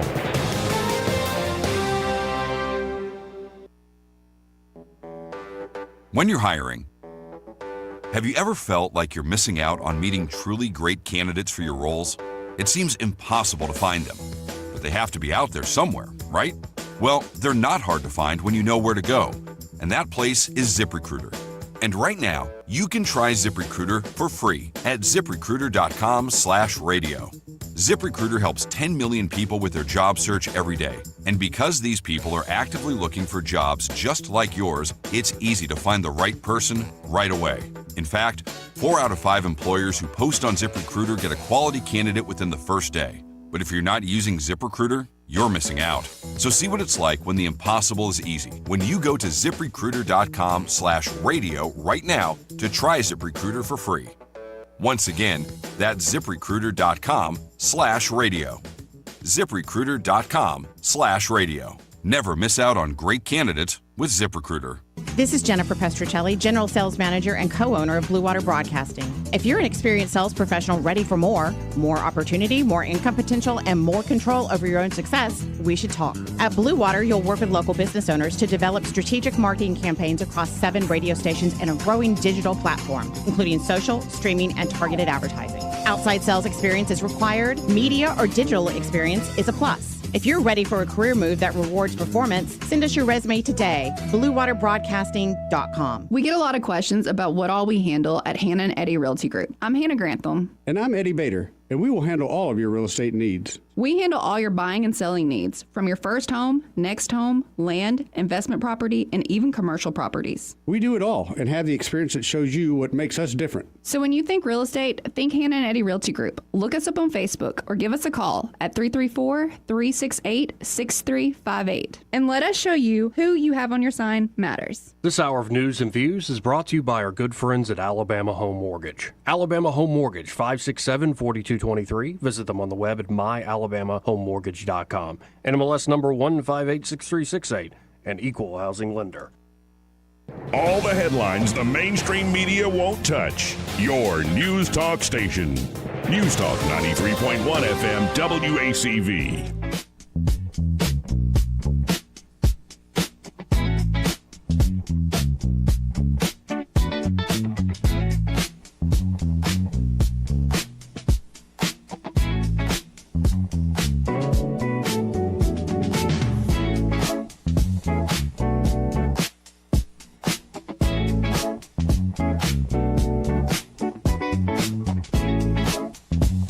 Joey Clark. Welcome back. Put that down on the table. Too bad hurting the butt. Put that thing down. I got the George Costanza wallet. That's why I'm going to have back problems one day. Yeah, that's a big old thick thing. Ain't no cash in it, just cards and cards. Anyway, let's go to Michael Coe with Cohen's Electronics and Appliances. Hey, Michael, how you doing today? I'm doing good. How are you? Oh, very, very good. Better than I deserve. Tell us about the Cohen's experience. The Cohen's experience. Well, some of the experience is I had a nice lady that called me yesterday, and she says, I need a new washer. And I was like, well, I mean, you know, I've got blah, blah, blah, and blah, blah, blah, and top of Speed Queen. And she says, all right. She says, yeah, mine's been out for 3 weeks. I'm like, 3 weeks? Wow. How much clothes, how much do you have to wash? Yeah. And she's like, well, I've been taking it to my mom's. Her mom, they got a mother-in-law plan, so the mom's got a little washer and dryer on her side. And I was like, well, that's pretty cool. And then she's all worried about cleaning up behind it because it's going to look nasty. And so, you know, I talked to my guys when they get back today, and they went out there and they said, she said that it was going to embarrass her, but she was so happy that they got back there and they cleaned it up for her. Good deal. And got the new Speed Queen installed, and it's white, and her old one, whatever she had, was silver. So nothing's going to match the silver. And, of course, as a guy, white and silver kind of go together. Exactly. I think so. But as a woman, at some point soon, she's going to have to get the matching dryer to go with, you know, but there, you know, and there's nothing wrong with her dryer, but, you know, it's got to be matchy. Yep. So, anyway, God bless her. Anyway, it's just so nice to have customers like that just call you, ask you a few questions, you ask them some questions, and you send it out, and they're tickled pink. There you go. What's the number to dial if folks want to just call you all direct? Well, you can call us at 277-8890. But, you know, the best way is to come in here and see us. 2515 Eastern Bypass. We're here 9 to 6, Monday through Friday, 9 to 4 on Saturdays. And just tell everybody that you heard me and Eddie on the radio. Listening to Motown from the 70s. That's it. There you go. Good Motown. Well, I appreciate it, Michael. We'll talk again. I'm not going to be here Friday. I'm taking the day off for Good Friday, so I guess we'll talk on Monday. I guess that's what's good about it. You're off. Yeah. The rest of us have to work. Exactly. They don't let the Jews off on this day. I guess you can take off. You're the Michael, boss. I'll even be here Friday. No Joey, but I'll be here Friday. All right. Well, you call me, Eddie. All right. Y'all have a great day. You too, man. You too, Michael. 272-9228. 334-272-9228. I think I will call him just to let him know. Joey's not here today. I'm here because I'm the one that's generally not here. But you're not going to be here from noon to 3. No, but I'm still going to make that call probably, 2 o'clock? I'll call him at 2 o'clock. Right. It'll be all right. Like, what's up? Final preps underway ahead of the moon mission, which means they're about 3.5 hours out. Hey, do you remember the last time they had to leave a little bit early because there was a health issue with one of the astronauts? It was the last mission, but I never heard what the health issue was. I wondered, I was just kind of curious. They had to end up coming home just a little bit early. I don't know off the top of my head. Neither do I. Good question, though. Hey, let's hit this break. All right. Final hour coming up.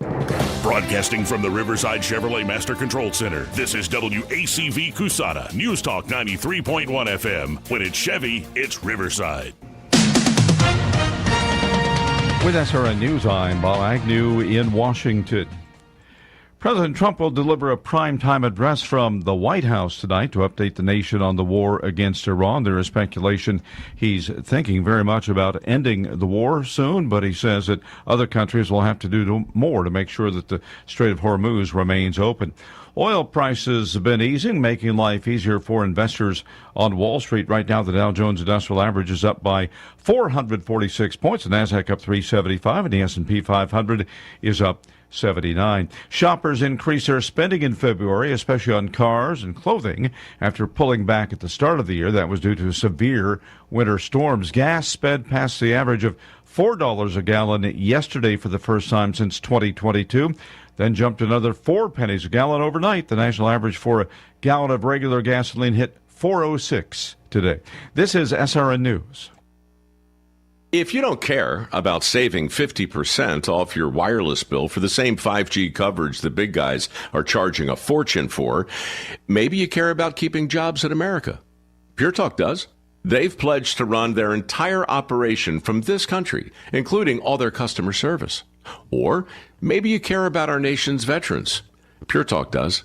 They've donated hundreds of thousands of dollars to America's Warrior Partnership, a fantastic organization working hard to prevent veteran suicide. Or maybe you care about closing America's skills gap. Pure Talk does. They're a proud supporter of MicroWorks. They're helping my foundation train the next generation of skilled workers. Don't get me wrong. Saving money's great, and you'll save plenty with Pure Talk. But if you want to be in business with people who share your values, dial pound 250, say micro, and switch to an American wireless company that actually stands for something. Rich Thomas Weather is brought to you by Alabama Wholesale Lumber. It's more than just great prices on lumber. From Trex decking to energy-efficient windows and Tamco shingles, Alabama Wholesale Lumber has it all. Rich Thomas Weather.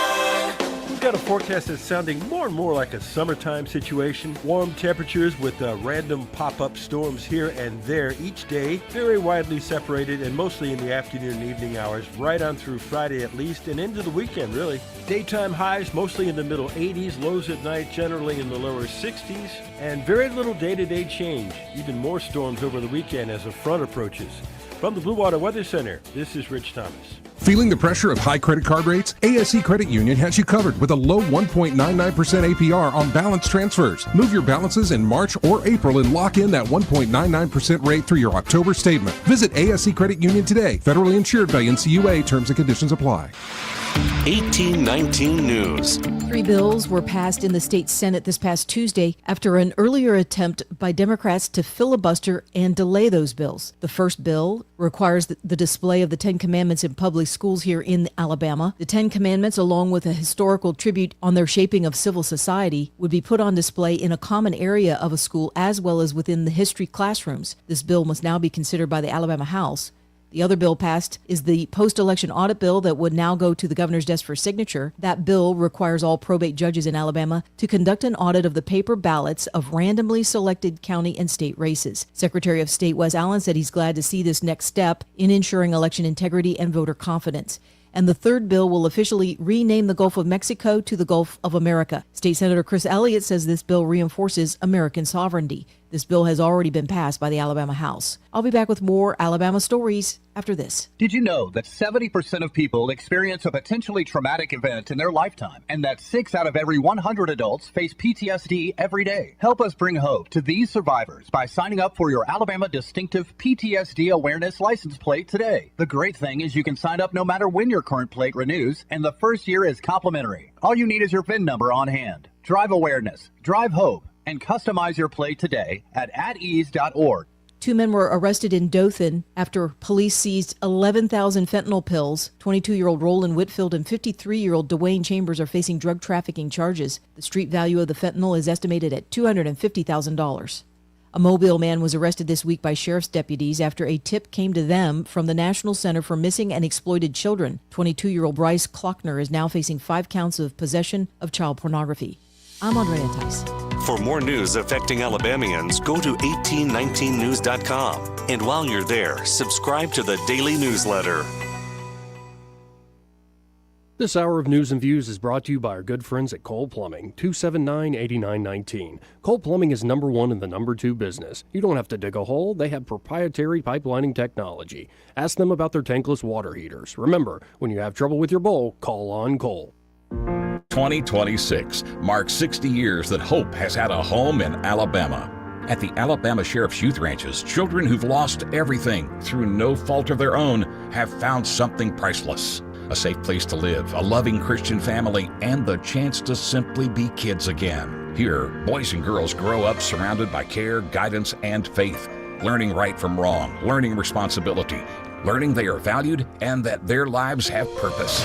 As the Alabama Sheriffs have believed for 6 decades, it's easier to build boys and girls than to repair men and women. These former ranchers are now teachers, parents, business owners, and leaders, living proof that love, structure, and faith can change a life forever. As the Alabama Sheriff's Youth Ranches celebrate 60 years of serving Alabama's children, you can help ensure the next child has the same chance. Learn how you can make a difference at alabamasheriffsyouthranches.org.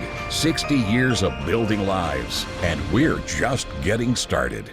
Hi, I'm Carl Schmidt, naturopath and owner of the Herb Shop Wellness Center at 8161 Vaughan Road. You know, with over 30 years experience in natural wellness, I've seen countless health fads come and go. A few years ago, we added a patented technology that actually activates your stem cells. It reverses the aging process at the cellular level. However, you do need proper hydration and targeted nutrition. At the Herb Shop, our advanced scanning and testing technology allows us to accurately assess your nutritional needs and get a customized plan for you. Come in today and see what the Herb Shop can do for you. This is Jonathan with Oswalt's Apparel and Footwear in Prattville. With all that's changed in the last decade, I really thought that radio advertising was dead, but I was wrong. We opened our store during the pandemic, and we wouldn't have been near successful without advertising on Blue Water. Practically every day, someone comes in for the first time and tells us they heard about Oswalt's on the radio. I highly recommend advertising with Blue Water. Our advertisers are our biggest advocates. Call us to find out how radio can increase your bottom line. Blue Water Broadcasting. Local folks helping local business. The views and opinions of the following program are solely those of the host and other contributors. These do not necessarily represent those of Liberty Acquisitions 825, Blue Water Broadcasting, its management, staff, or any advertisers.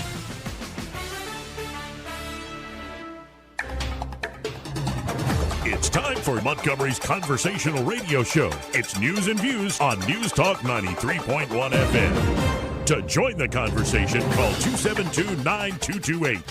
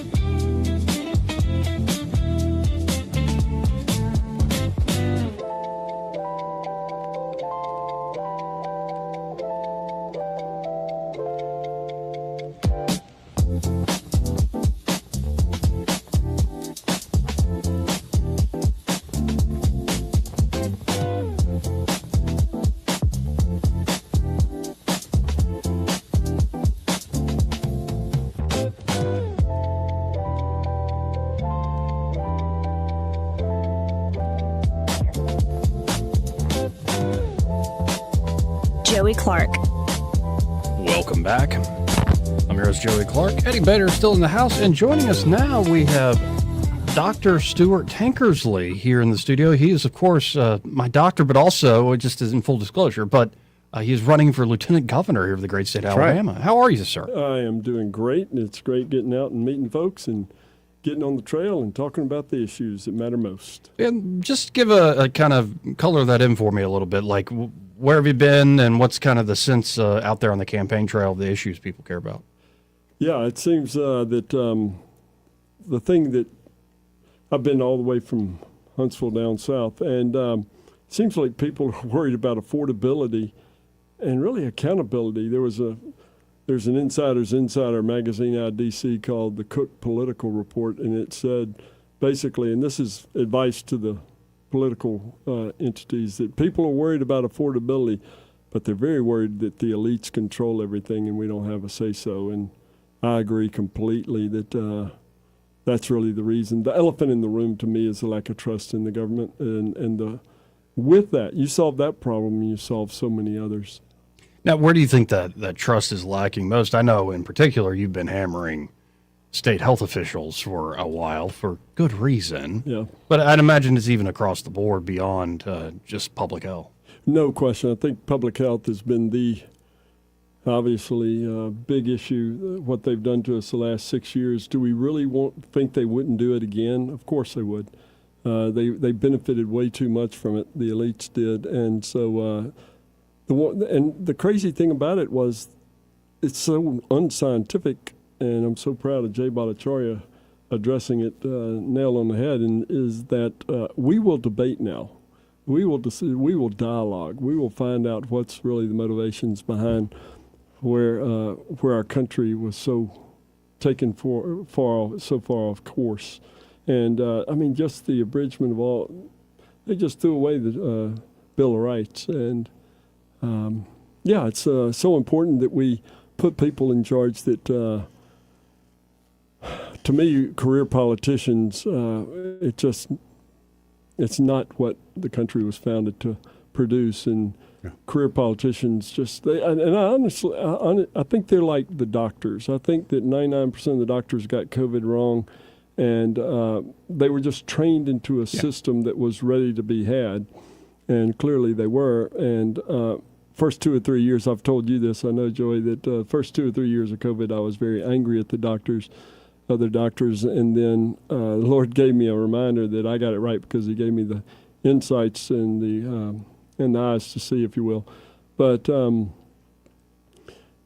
that gave me, he humbled me, and so I've had great sympathy, and I want to encourage them to join in the fight. Well, that would be my approach as a lieutenant governor. Okay. That these people would, the senators, as the lieutenant governor, the presiding officer of the Senate, and that would be my approach with these. I think the large majority of Republicans that go into office do it for the right reasons and right motivations, but they get co-opted into a broken system.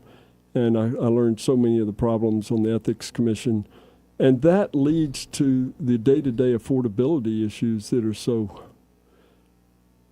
strained. I mean, people are really hurting right now. I see it every day in my clinic. And who is really talking to them about taking away so many onerous rules, regulations, and money? I think that we have a wonderful opportunity to do a lot better. If we just have people that are in the positions they're in for that position, and it seems to be that politicians are always maybe angling for a better job or a higher position, I guess. I was down there at the State House with Jeff Poore earlier this morning, and I try to avoid the place because, you do meet folks, and there are a lot of great folks over there just hanging out and chatting. But you're right about sometimes the culture lacks certain vision and energy, especially to get things done. And I guess my question is, do you think, presuming, say, Governor Tuberville, say you become lieutenant governor, can leadership actually change the culture over there and actually get them to start to run in the direction, especially of cleaning up, say, the executive branch? That's where doging the state, I know it's fallen out of trend using that word, but really cleaning up these bureaucracies that have existed, I think, on autopilot with a few updates here or there for decades, would be a beautiful thing for people that are struggling in the state. The waste is huge. One of the attorney generals, I was on another event, at one of the events last week, and one of the attorney generals made the point that the SNAP, the food stamp program, Alabama has the highest amount per capita in the country. Wow. That's right. This is, and it goes to the point, and back to your question earlier, the biggest agency in the world is HHS, Health and Human Services. In 2023, its budget was $1.8 trillion, and that of the War Department, DOD at the time, was $900 billion. So it's twice that of the second largest. Mm-hmm. And that's where the heart of the deep state resides. And so we're a very unhealthy culture, and HHS under RFK Jr. and Bhattacharya, these wonderful guys, they are doing such hard work because the deep state doesn't want to help the health of Americans, clearly. Right. And RFK was on with Rogan less than a month ago, and he said that we spend 2 to 3 times all the other countries, and we have the worst health outcomes. It's a system designed for sickness. And you would think, and I really do believe, that this is something that shouldn't be a partisan issue, and especially here in Alabama. Amen. And a lot of it does go to your point about SNAP, like the quality of food people are eating. I believe there was some study about prisoners where, it's rare you get a captive audience or captive population and say like a dietary study, but looks like we found some things there. Yeah, that goes to this situation in our prisons, which is so sad. Tragic, I guess, is a better word, horrendous, whatever. They did the study that he talked about on the Rogan podcast that showed that if they put, and it was a very short-term study, and they put 2 wings, they compared 2 wings of a prison, the same prison. They gave good food in one and the same crap in the other. And I think he may have said it was within a month or two, there was a 40 to 50% drop in violence in the good food. And all of this is, we understand how the gut controls the brain in large measure. And then they did it in a juvenile facility, and it was 70% drop in violence. Wow. It's incredible. Gut controls so much, and if we just would feed it the right stuff and not be the average American adult, 70% of their calories are empty calories, and so we have malnourished obese people. Basically, is the problem, and that drives so much of the whole medical, most of the medical problems in our country. And it's so easy to fix if the bureaucracies and the people that are ingratiated into the system that's so bad for us. It's like the government clearly is against us, and COVID, of course, revealed it in spades. But there's so much opportunity, and you give people health. They can, I just think Alabama's the greatest state. I've always lived here, so you may say I'm biased, but either way, I think we have so many wonderful resources in the people, and also the nature. What nature is the bounty that we have in every area almost. Rare earth metals, maybe not, but we do have some of those. But we do have a few, yeah. Yep. But we have so much opportunity. Yeah. And what are we going to do? Are we going to keep playing this game? You saw the 1819 article this morning about the fight between the upper and lower chambers. Yeah. Mm-hmm. They just leadership matters. I mean, I was a colonel in the Army, and if we went to I've joked that if I went to a course in the Army on ingrown toenails, at some point you're going to have a breakout on leadership. It's going to be, it's so important that the attitude, the integrity is first, and the attitude of those in charge really transcends a lot of problems. Because there have been some good things in the margins done in the last, say, 8-10 years, but it does seem like Alabama's government's been on a bit of autopilot. Yeah. Ever since Bentley was kind of unceremoniously got out, and the people reelected Kay Ivey, but it does seem like the system and the middle, so to speak, where the distinction I think between the Republican and Democrat goes out the window. They've been running things, and again, it's not like I'm not going to say like they're the worst ever. It's like California or it's Illinois or some, but we're at the bottom. Right. For what we have is your point about resources, for what people believe and are willing to vote for, you would think we would be ahead. Like, for instance, on just the food and the SNAP programs, Texas just passed something where it banned so-called junk food. Yeah.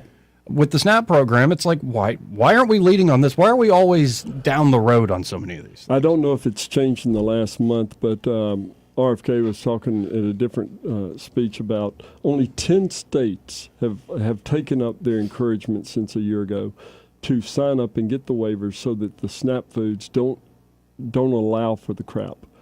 And I think another thing that dovetails into all this is the gas tax. You know, the gas tax they passed in 2018. That was a supermajority Republican legislature in both houses, and it increases every July 1st. I think they can increase it, and at the time it was 18 cents. It's 30 cents now. And did gas taxes go down last year with the less cost at the pump? No, it didn't. No, it did not. And, you know, the amazing thing that the Republican legislature passed in that bill was that there is no cap.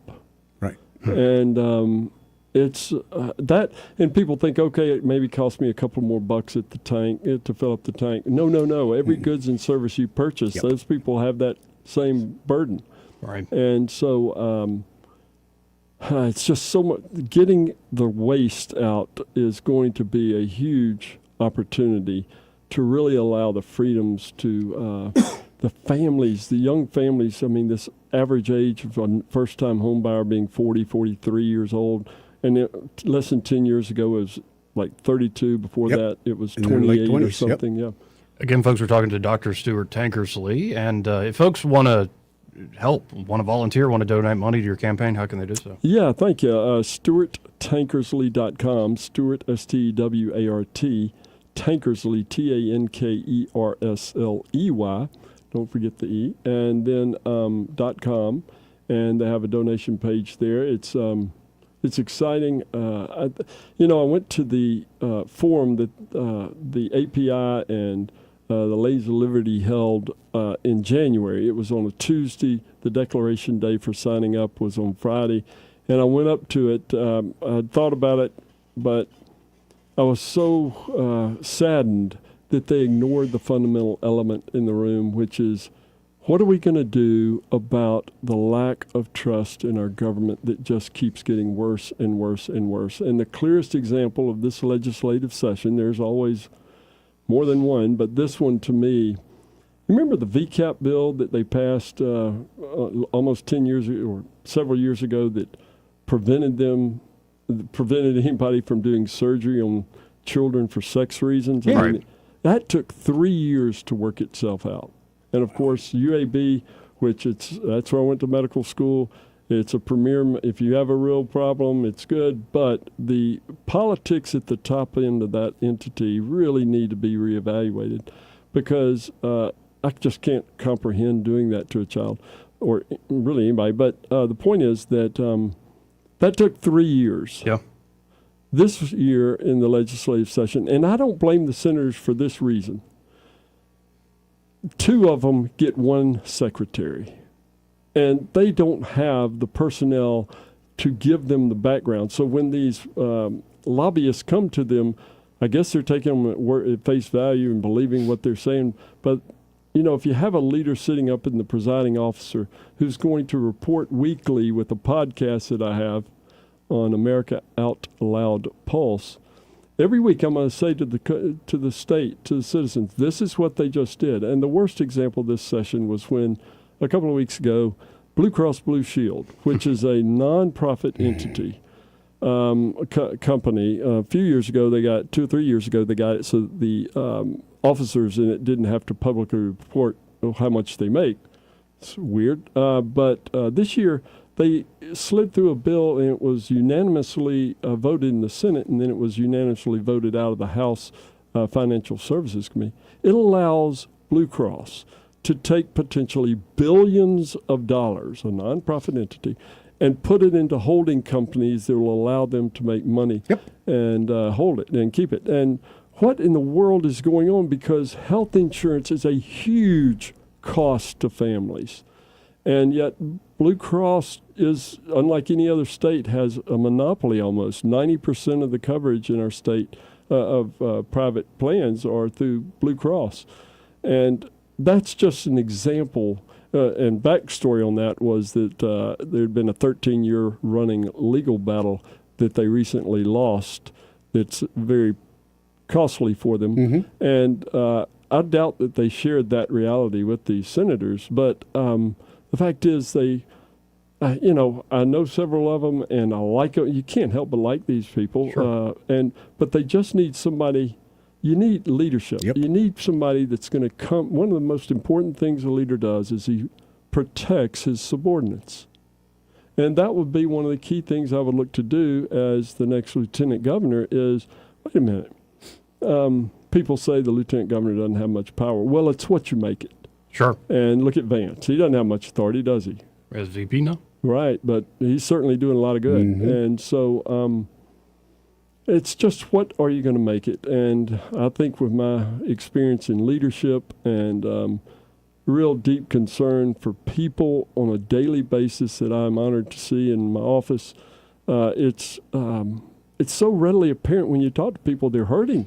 And this affordability problem that everybody is having is really, really unfortunate. And I'm looking forward to helping with that.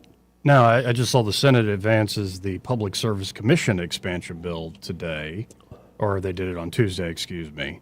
And that's the other big elephant in the room, or the other big mule is Alabama Power. And it seems like they immediately got nervous with some of the populist energy, especially with data centers bringing this up with folks. And you could definitely speak to that particular issue in this expansion to, I guess, 7 commissioners on the Public Service Commission.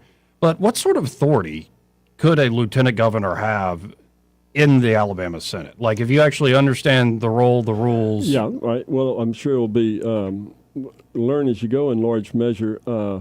But to the point of Alabama Power, they have a 12% guaranteed rate of return from our state. Yep. The retirement systems of Alabama has a guaranteed 8% return from our state. So they get these $100, $200 million checks every year from the legislature to shore that up. I love my patients and friends who work for the state, of course, but the people outside of that bubble really are hurting. And who is doing the bidding for them? And it's very important for you to understand. I am looking to be the lieutenant governor. I have no desire to be the governor. And most all people that run for it are doing it to try and climb the ladder. I have no desire to do that. And that is why I will have a bully pulpit that people will hear from, because I'm not trying to placate the big mules. And I think that this is look what they've done to us the last 6 years. City, state, federal, we have a very small window to do something about it, to vote for a change now that we're not going to see for another year. And it's a paradigm shift for most voters who do, during voting time, you kind of get in, and I've been guilty of it, where you say, I like this guy or that. But wait a minute. What have they been doing to us?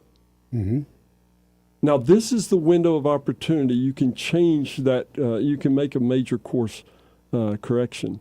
And that's what I am pleading for people's votes in a way, because I think that's I've got a potential way to really, really help that I haven't heard voiced from my opponents. Again, we're talking to Dr. Stuart Tankersley. He is a candidate to be the next lieutenant governor of the great state of Alabama. We got to hit this quick break. We'll come back with more after this. He may not know whether he's coming or going, but whether you're going to work or coming home, Greg Budell is there. Mornings 6 till 9 and afternoons 3 till 6. Only on News Talk 93.1 FM WACV.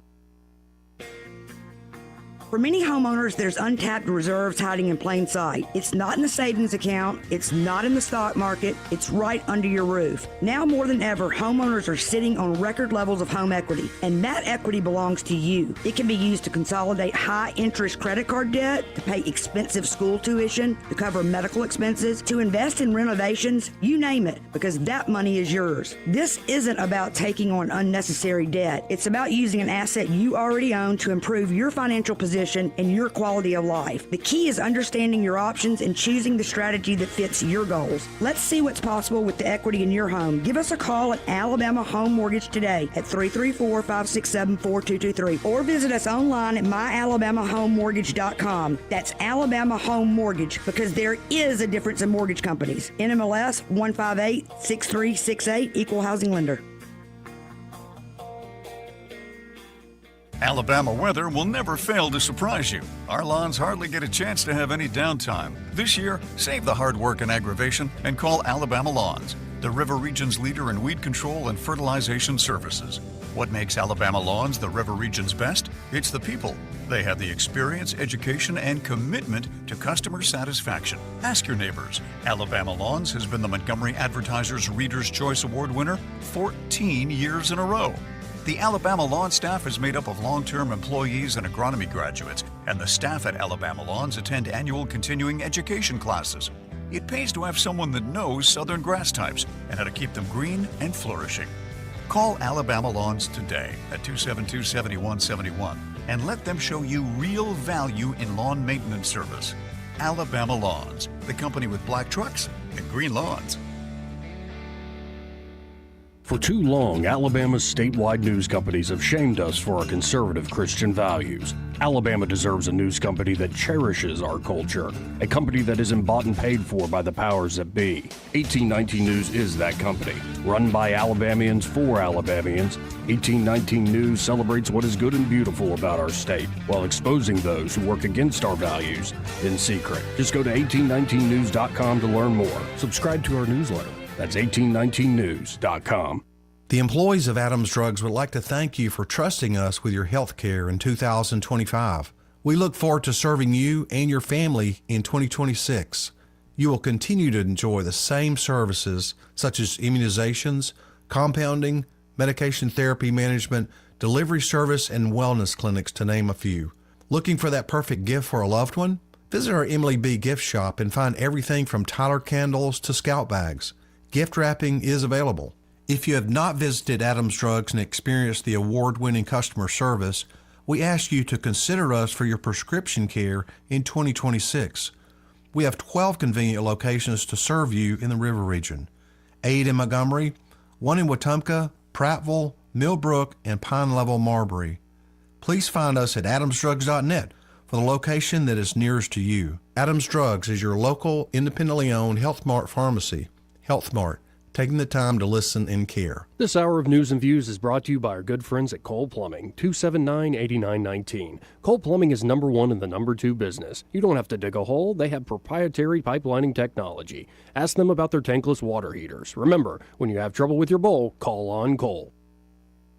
Rich Thomas Weather is brought to you by Wiley Sanders Truck Lines. Go to work for a family that puts God and family first. Wiley Sanders is looking for experienced dump truck drivers. Call them today, 855-777-9785. Drive for Wiley Sanders Truck Lines and be part of the family. Rich Thomas Weather.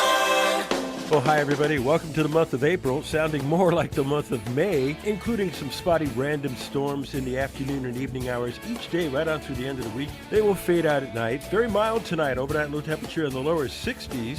Daytime highs tomorrow, and for the rest of the week will be in the middle 80s. Then look for more showers and storms over the weekend as a frontal system approaches. From the Blue Water Weather Center, this is Rich Thomas. We get Montgomery talking 24 hours a day. The River Region's most trusted voice. News Talk 93.1 FM WACV.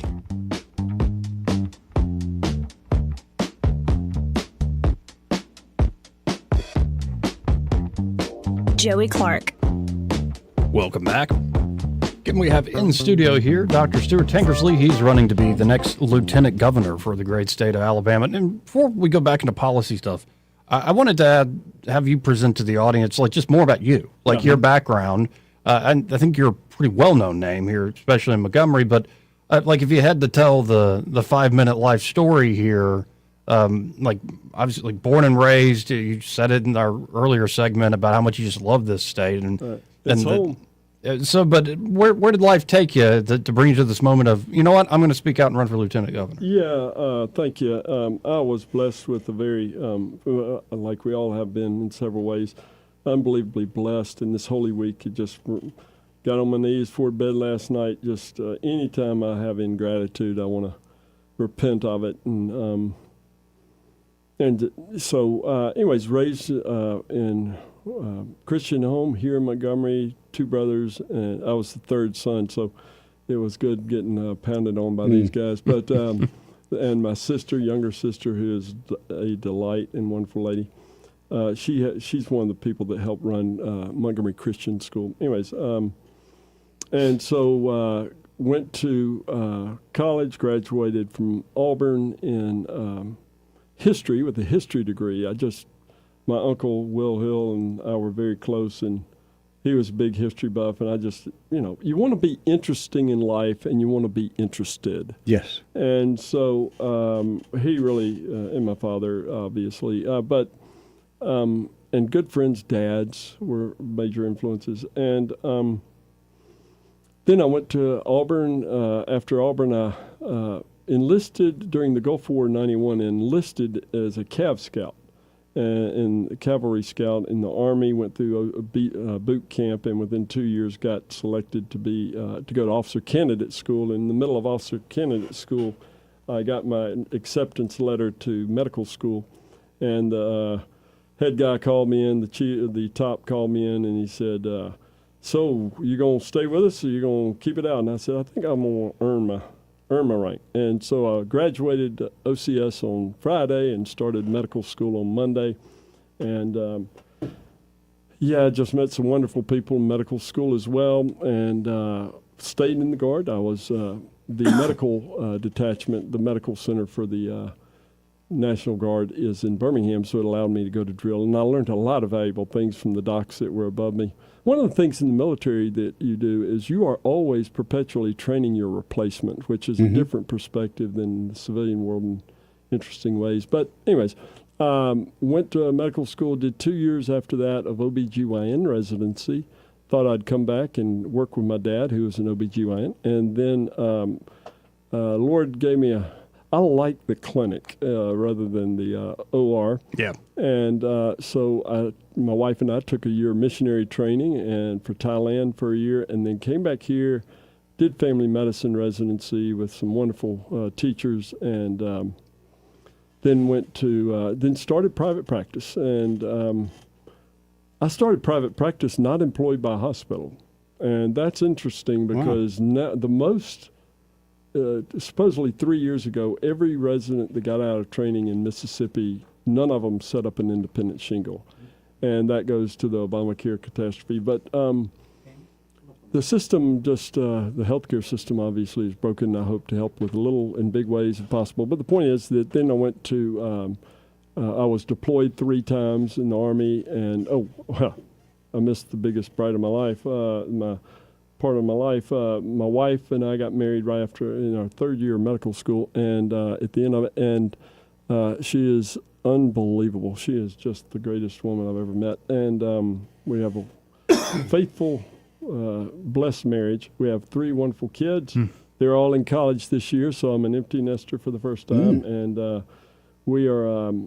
And so then I went to. I was deployed 3 times, and I'm a family medicine doc, and in 2013 through 17, I was on the Ethics Commission for the state and learned so many of the sad realities that are going on, very, very sad. And in 2018, I was offered a position to run for a public office, and I said, thank you, I have 3 kids at home, but really I want nothing to do with that snake pit.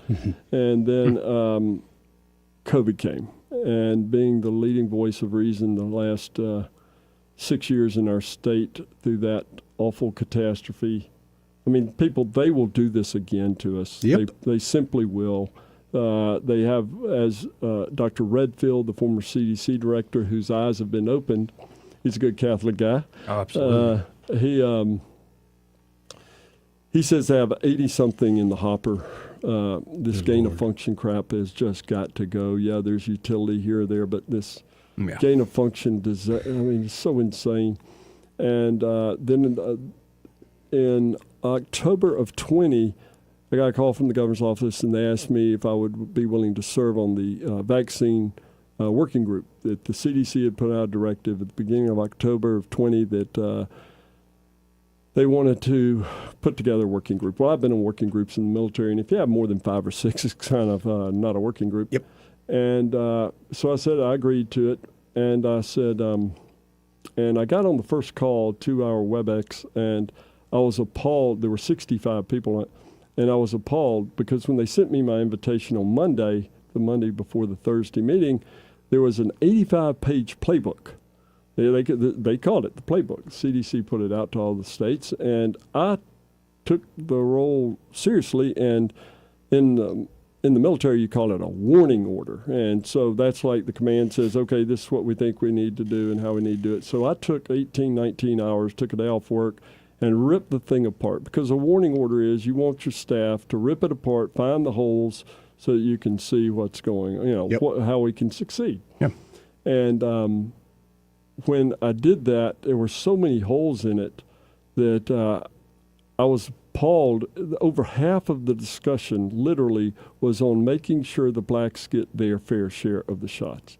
That shouldn't have been on the top 25 list of priorities, because if this is a worthy product, we're going to get the message out. By the way, the message was not put out through the doctors. It was put out through media, and they were recruiting religious faith leaders and things like that. And the first thing that the doctors in Alabama heard about, because the shots rolled out December 21st of 20, the first thing they got was the week before, I think it was an hour Pfizer phone call. And so Pfizer demoed the doctors in the state on the shots.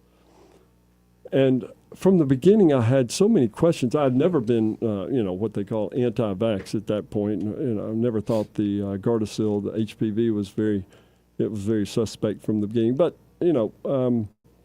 so I wasn't. But they put me on it.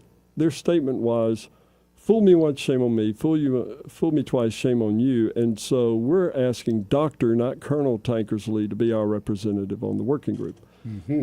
And boy, howdy, looking back on it, it was awful. It was just so many things didn't make sense, and now we know why. But the fact is that it was really, really awful how all these things were done and how they're being done, and the injuries from them just continue to mount. And so the last 6 years I've spoken from Alaska down to Florida, and many points in between at big meetings. And since we're in Holy Week, I'll share this. I've asked all these groups one question: name the last time, and I think this is the core problem in our country. And I'll say this on Holy Week: number one, the first commandment given to us in the New Testament is in Matthew 3, John the Baptist: repent. And I've asked one question of 10, 20,000 people. Please, if you don't feel comfortable saying it out loud, come to me afterwards. When was the last time somebody in America repented? And since Chuck Colson, 50 years. And I've had 2 answers. And what that says is when we get to that understanding, of 2 Chronicles or 1 Chronicles 7, 14, 15, when we fall on our face before the living God, the creator of the universe, our Savior, and we recognize, wait a minute, he is begging us for a relationship that can far surpass any other we can conceive of on this earth. He loves us that much. I mean, he really does. It's amazing. The amount of love he has for us, it's beyond measure. And that's what I always touched on when I was seeking to convert my Mohammedan interpreters over in Iraq both times, and successfully by the grace of the Lord. And when we get to that point, game over. Amen. Things change on a dime. Amen. And it's not going to be done by political leaders. It's not. It's going to be by people loving each other enough to tell them there's an escape hatch, and it is the ultimate escape hatch. Let's go to Sandy real quick. Hey, Sandy, you're on with Dr. Stuart Tankersley. Well, I'm thrilled to hear that you're running, and where can we get a yard sign? Thank you so much. They're coming. I just threw my hat in the ring, paid the $1,600 at the beginning in January, and just waited for the Lord to work if He's going to work. If He's not, fine. I don't have to do this, but I just see the need for it. And I'm clearly not a career politician. I haven't been angling for a year or 2 or 10 years for this. Well, that's why you're so wonderful, and you will be so great at this position. My son was a Cav Scout and drove a Bradley in Bosnia. Uh-huh. And he's 100% on disability at this point, but he's a wonderful, fine man and loves the military and our country, and he will definitely support you also. And thank you for all your wonderful commitments. Joey knew my late husband, Jim Watson. Yeah. He published Boom magazine. Yeah. And we were both non-vaxxers. So. Yeah, your son, I hope he's in Alabama. He's in Birmingham. Oh, great. Birmingham. Admiral Yes. Kent Davis, and what he has done in this state is truly heroic. And there's so many, Troy Creco, these guys, we all have a heart for these young men because what they did was so exceptional in just doing what they did and doing it with the right attitude. It was one of the highlights of my life being out with the Ford guys. Absolutely. What's your son's first name? David. David. I hope I get to meet him. But what is? Do you have we failed him? Can we do it better for him? In what regard would you say? No, I think he is. I'm very, very pleased. He's very, very pleased. Oh, good. He really wasn't familiar with the benefits for years and years and years until actually last year. Oh, good. I'm glad. But it has worked out. It has worked out great, and he's bought a home with a BA, on his VA benefits. When he came home, he went to University of Alabama and came out with, of course, still huge debt. They didn't pay for it from his service? Not all of it, not nearly enough. And it was during the time, he finished up during the time that they hired, what's his name? The coach, my brain stopped. Saban. Was the coach? Yes, Saban. And all I could think of was Saban could write one little check with all his money and benefits from that job and pay off David's college debt. You know what Paul Bear Bryant did when he was at Alabama? Did you hear about what he did for all of his players and their children? Not really. Any of their children got to go to Alabama for free. Is that right? Oh, Sure did. wow. Mm-hmm. Yeah, wow. Yeah, well, that's amazing. He has one son, my grandson, who is 13, and he can, because of David's service, he can go to college on free ride anywhere in Alabama. Good, that's right. Yeah, we have we're a unique state. I think there's one other maybe that if you have a 40% VA disability, then your kids just there. I think they're I don't think it's the whole package, but the tuition I think is free. Yeah, it's something. I proud of our state. The class. That's the heart of who we are. Right. More of that. Right. Right. Mm-hmm. Well. Okay. Appreciate you. Appreciate and you, Joey, Sandy. I love you. Love you too, Sandy. Bye-bye. Bye-bye. Let's go to Ronnie. Hey, Ronnie, you're on with Dr. Tankersley. Hey, Joey, love the show. Can you hear me okay? Yes, sir. Yes, sir. Just wanted to say it was because of Joey's show that I got wind of Dr. Tankersley maybe a year ago. And now I'm getting wind of maybe losing my doctor. No, you're not either. Thank you for asking that. No, sir. This is a part-time gig. I have 30 days that I will definitely be down. The session's 30 days over a 105-day period. And not looking to be a career politician climbing the ladder. A lot of the benefits or whatever, where you get to go to all the fancy things around the state or whatever, not really of interest, nor time. That's good. That's good. Well, and I know that you're going to do well at it if you are elected. Just interesting thing, the day that you were on Joey's show and I was listening, I said, that's exactly the way I think. And so I said, I'm gonna change doctors. Yep. I was trying to change doctors anyway, and I made a call and the phone rang and it rang and it rang and nobody was answering, and then all of a sudden Dr. Tankersley's voice popped on, so he answered his own phone even. Well, yeah, if the staff is busy and I'm available, I certainly will. That's what most small business people do. Yep.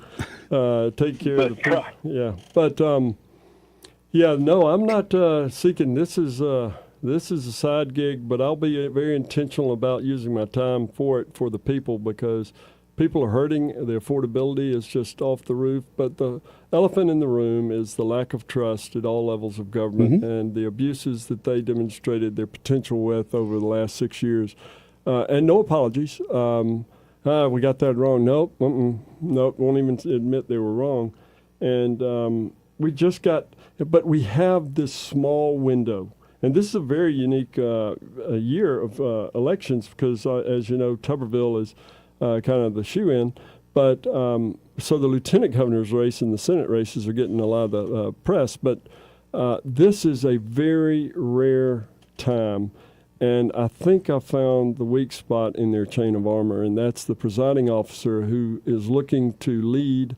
And I can't wait. I told Coach Tuberville when I met with him a month ago that I said, look, I'm going to be the best cabinet member you'll have while you're there, because having served on a Continental Command staff for 5 years, I know how to work on a staff. And can't wait to do that, because the people need change, and we need to begin to restore the trust that the people deserve.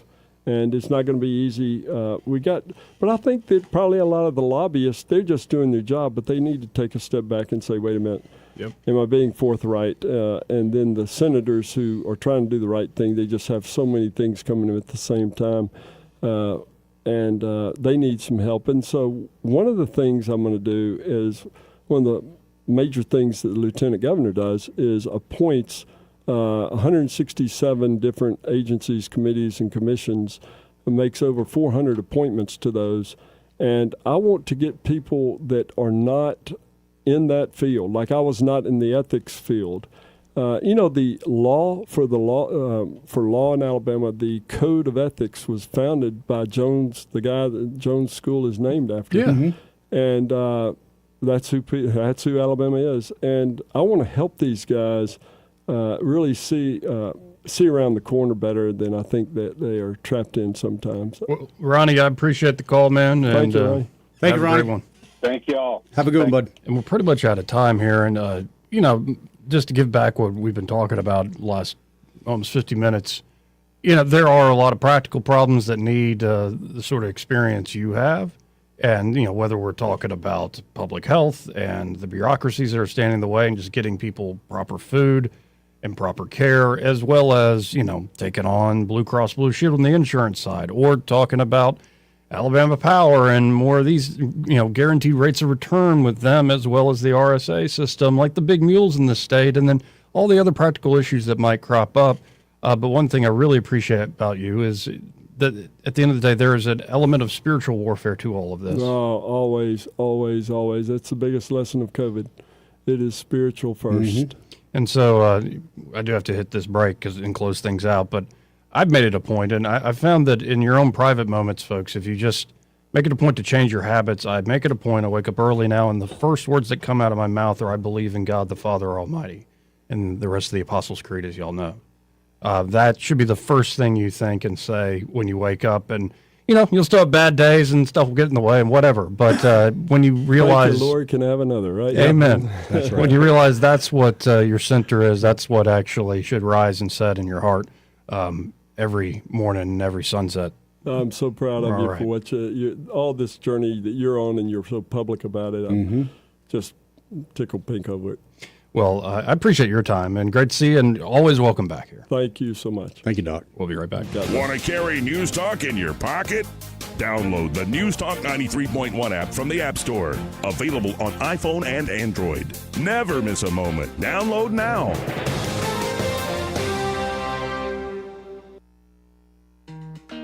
The 22nd Annual Autism Crawfish Boil benefiting Easter Seals of Central Alabama is April 11th at Riverwalk Stadium. Proceeds from this fun family event benefit autism programs at Easter Seals of Central Alabama.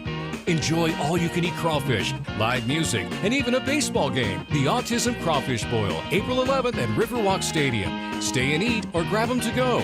Scan or visit mudbugball.com to purchase tickets and get info on curbside pickup. This is your roving reporter, and today I'm talking with a political activist. That's right, man. And could you please explain to us your red cap with the letters MMRGA? Yeah, man, this is my MARGA hat. MARGA? Yeah, man, that stands for Make My Retirement Great Again. I see. And to do that, what you need to do is call David Ernest, the asset preservationist. That's right, man. You can call David at 833-596-7233. That's 833-596-SAFE. And I understand that's a toll-free number. Yeah, man. Get David Ernest on the case, and your retirement will be great again. And you make these hats? I do. Here's a whole pile left from the last administration. And they say CPWABD. Yeah, man. Corn Pop was a bad dude. And as you said, there's a whole pile here. Well, there wasn't much demand. I can dig it. Epicure and Jack's Tavern, located at 2060 Downing Street. 5 ice cold beers, 1 bucket, $13. Anytime. At Epicure and Jack's Tavern, their beer buckets are always available. No happy hour clock required. Come in, relax, and enjoy great food with an even better deal. Epicure and Jack's Tavern. Cold beer, fair prices, no fine print. Come taste what everyone's talking about. This hour of News and Views is brought to you by our good friends at Cole Plumbing, 279-8919. Cole Plumbing is number 1 in the number 2 business. You don't have to dig a hole. They have proprietary pipelining technology. Ask them about their tankless water heaters. Remember, when you have trouble with your bowl, call on Cole. If it concerns your community, you'll hear about it on News Talk 93.1. News Talk 93.1 FM WACV.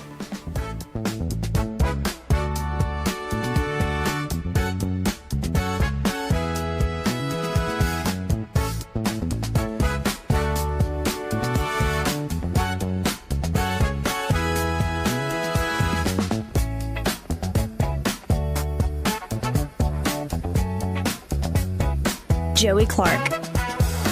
Welcome back. Let's go right to the phones and talk to Ray Bowles from Prattville Carpet. Hey, Ray, how you doing? Man, we're doing great. How about you guys? Oh, wonderful. Here, man. Now that we got that Critters desk complete, it was chaotic yesterday. Was it? Morning. Has all the smoke It was settled? awful. It's settled. We are.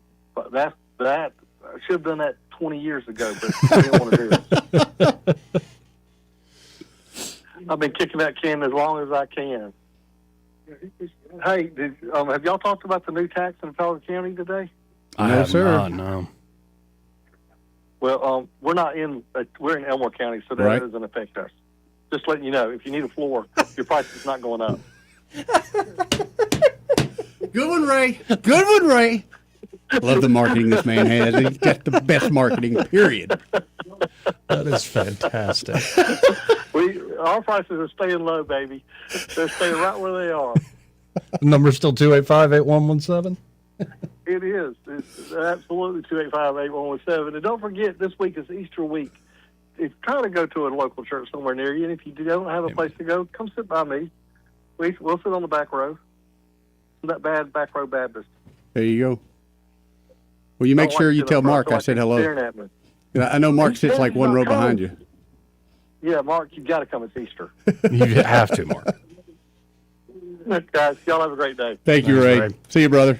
Again, y'all goodbye, Bradville Carpet. Anyway, Greg Budell with Happy Hour. He should be next. Thanks for being here today. You going to be here tomorrow? Oh, yeah. Okay, yeah, cool. What's tomorrow? Yeah. Justin's birthday tomorrow. My son's birthday tomorrow. Happy birthday early, Justin. Yep. Anyway, we'll be back tomorrow. We'll see you, fellas. Broadcasting from the Riverside Chevrolet Master Control Center, this is WACV Cusana, News Talk 90.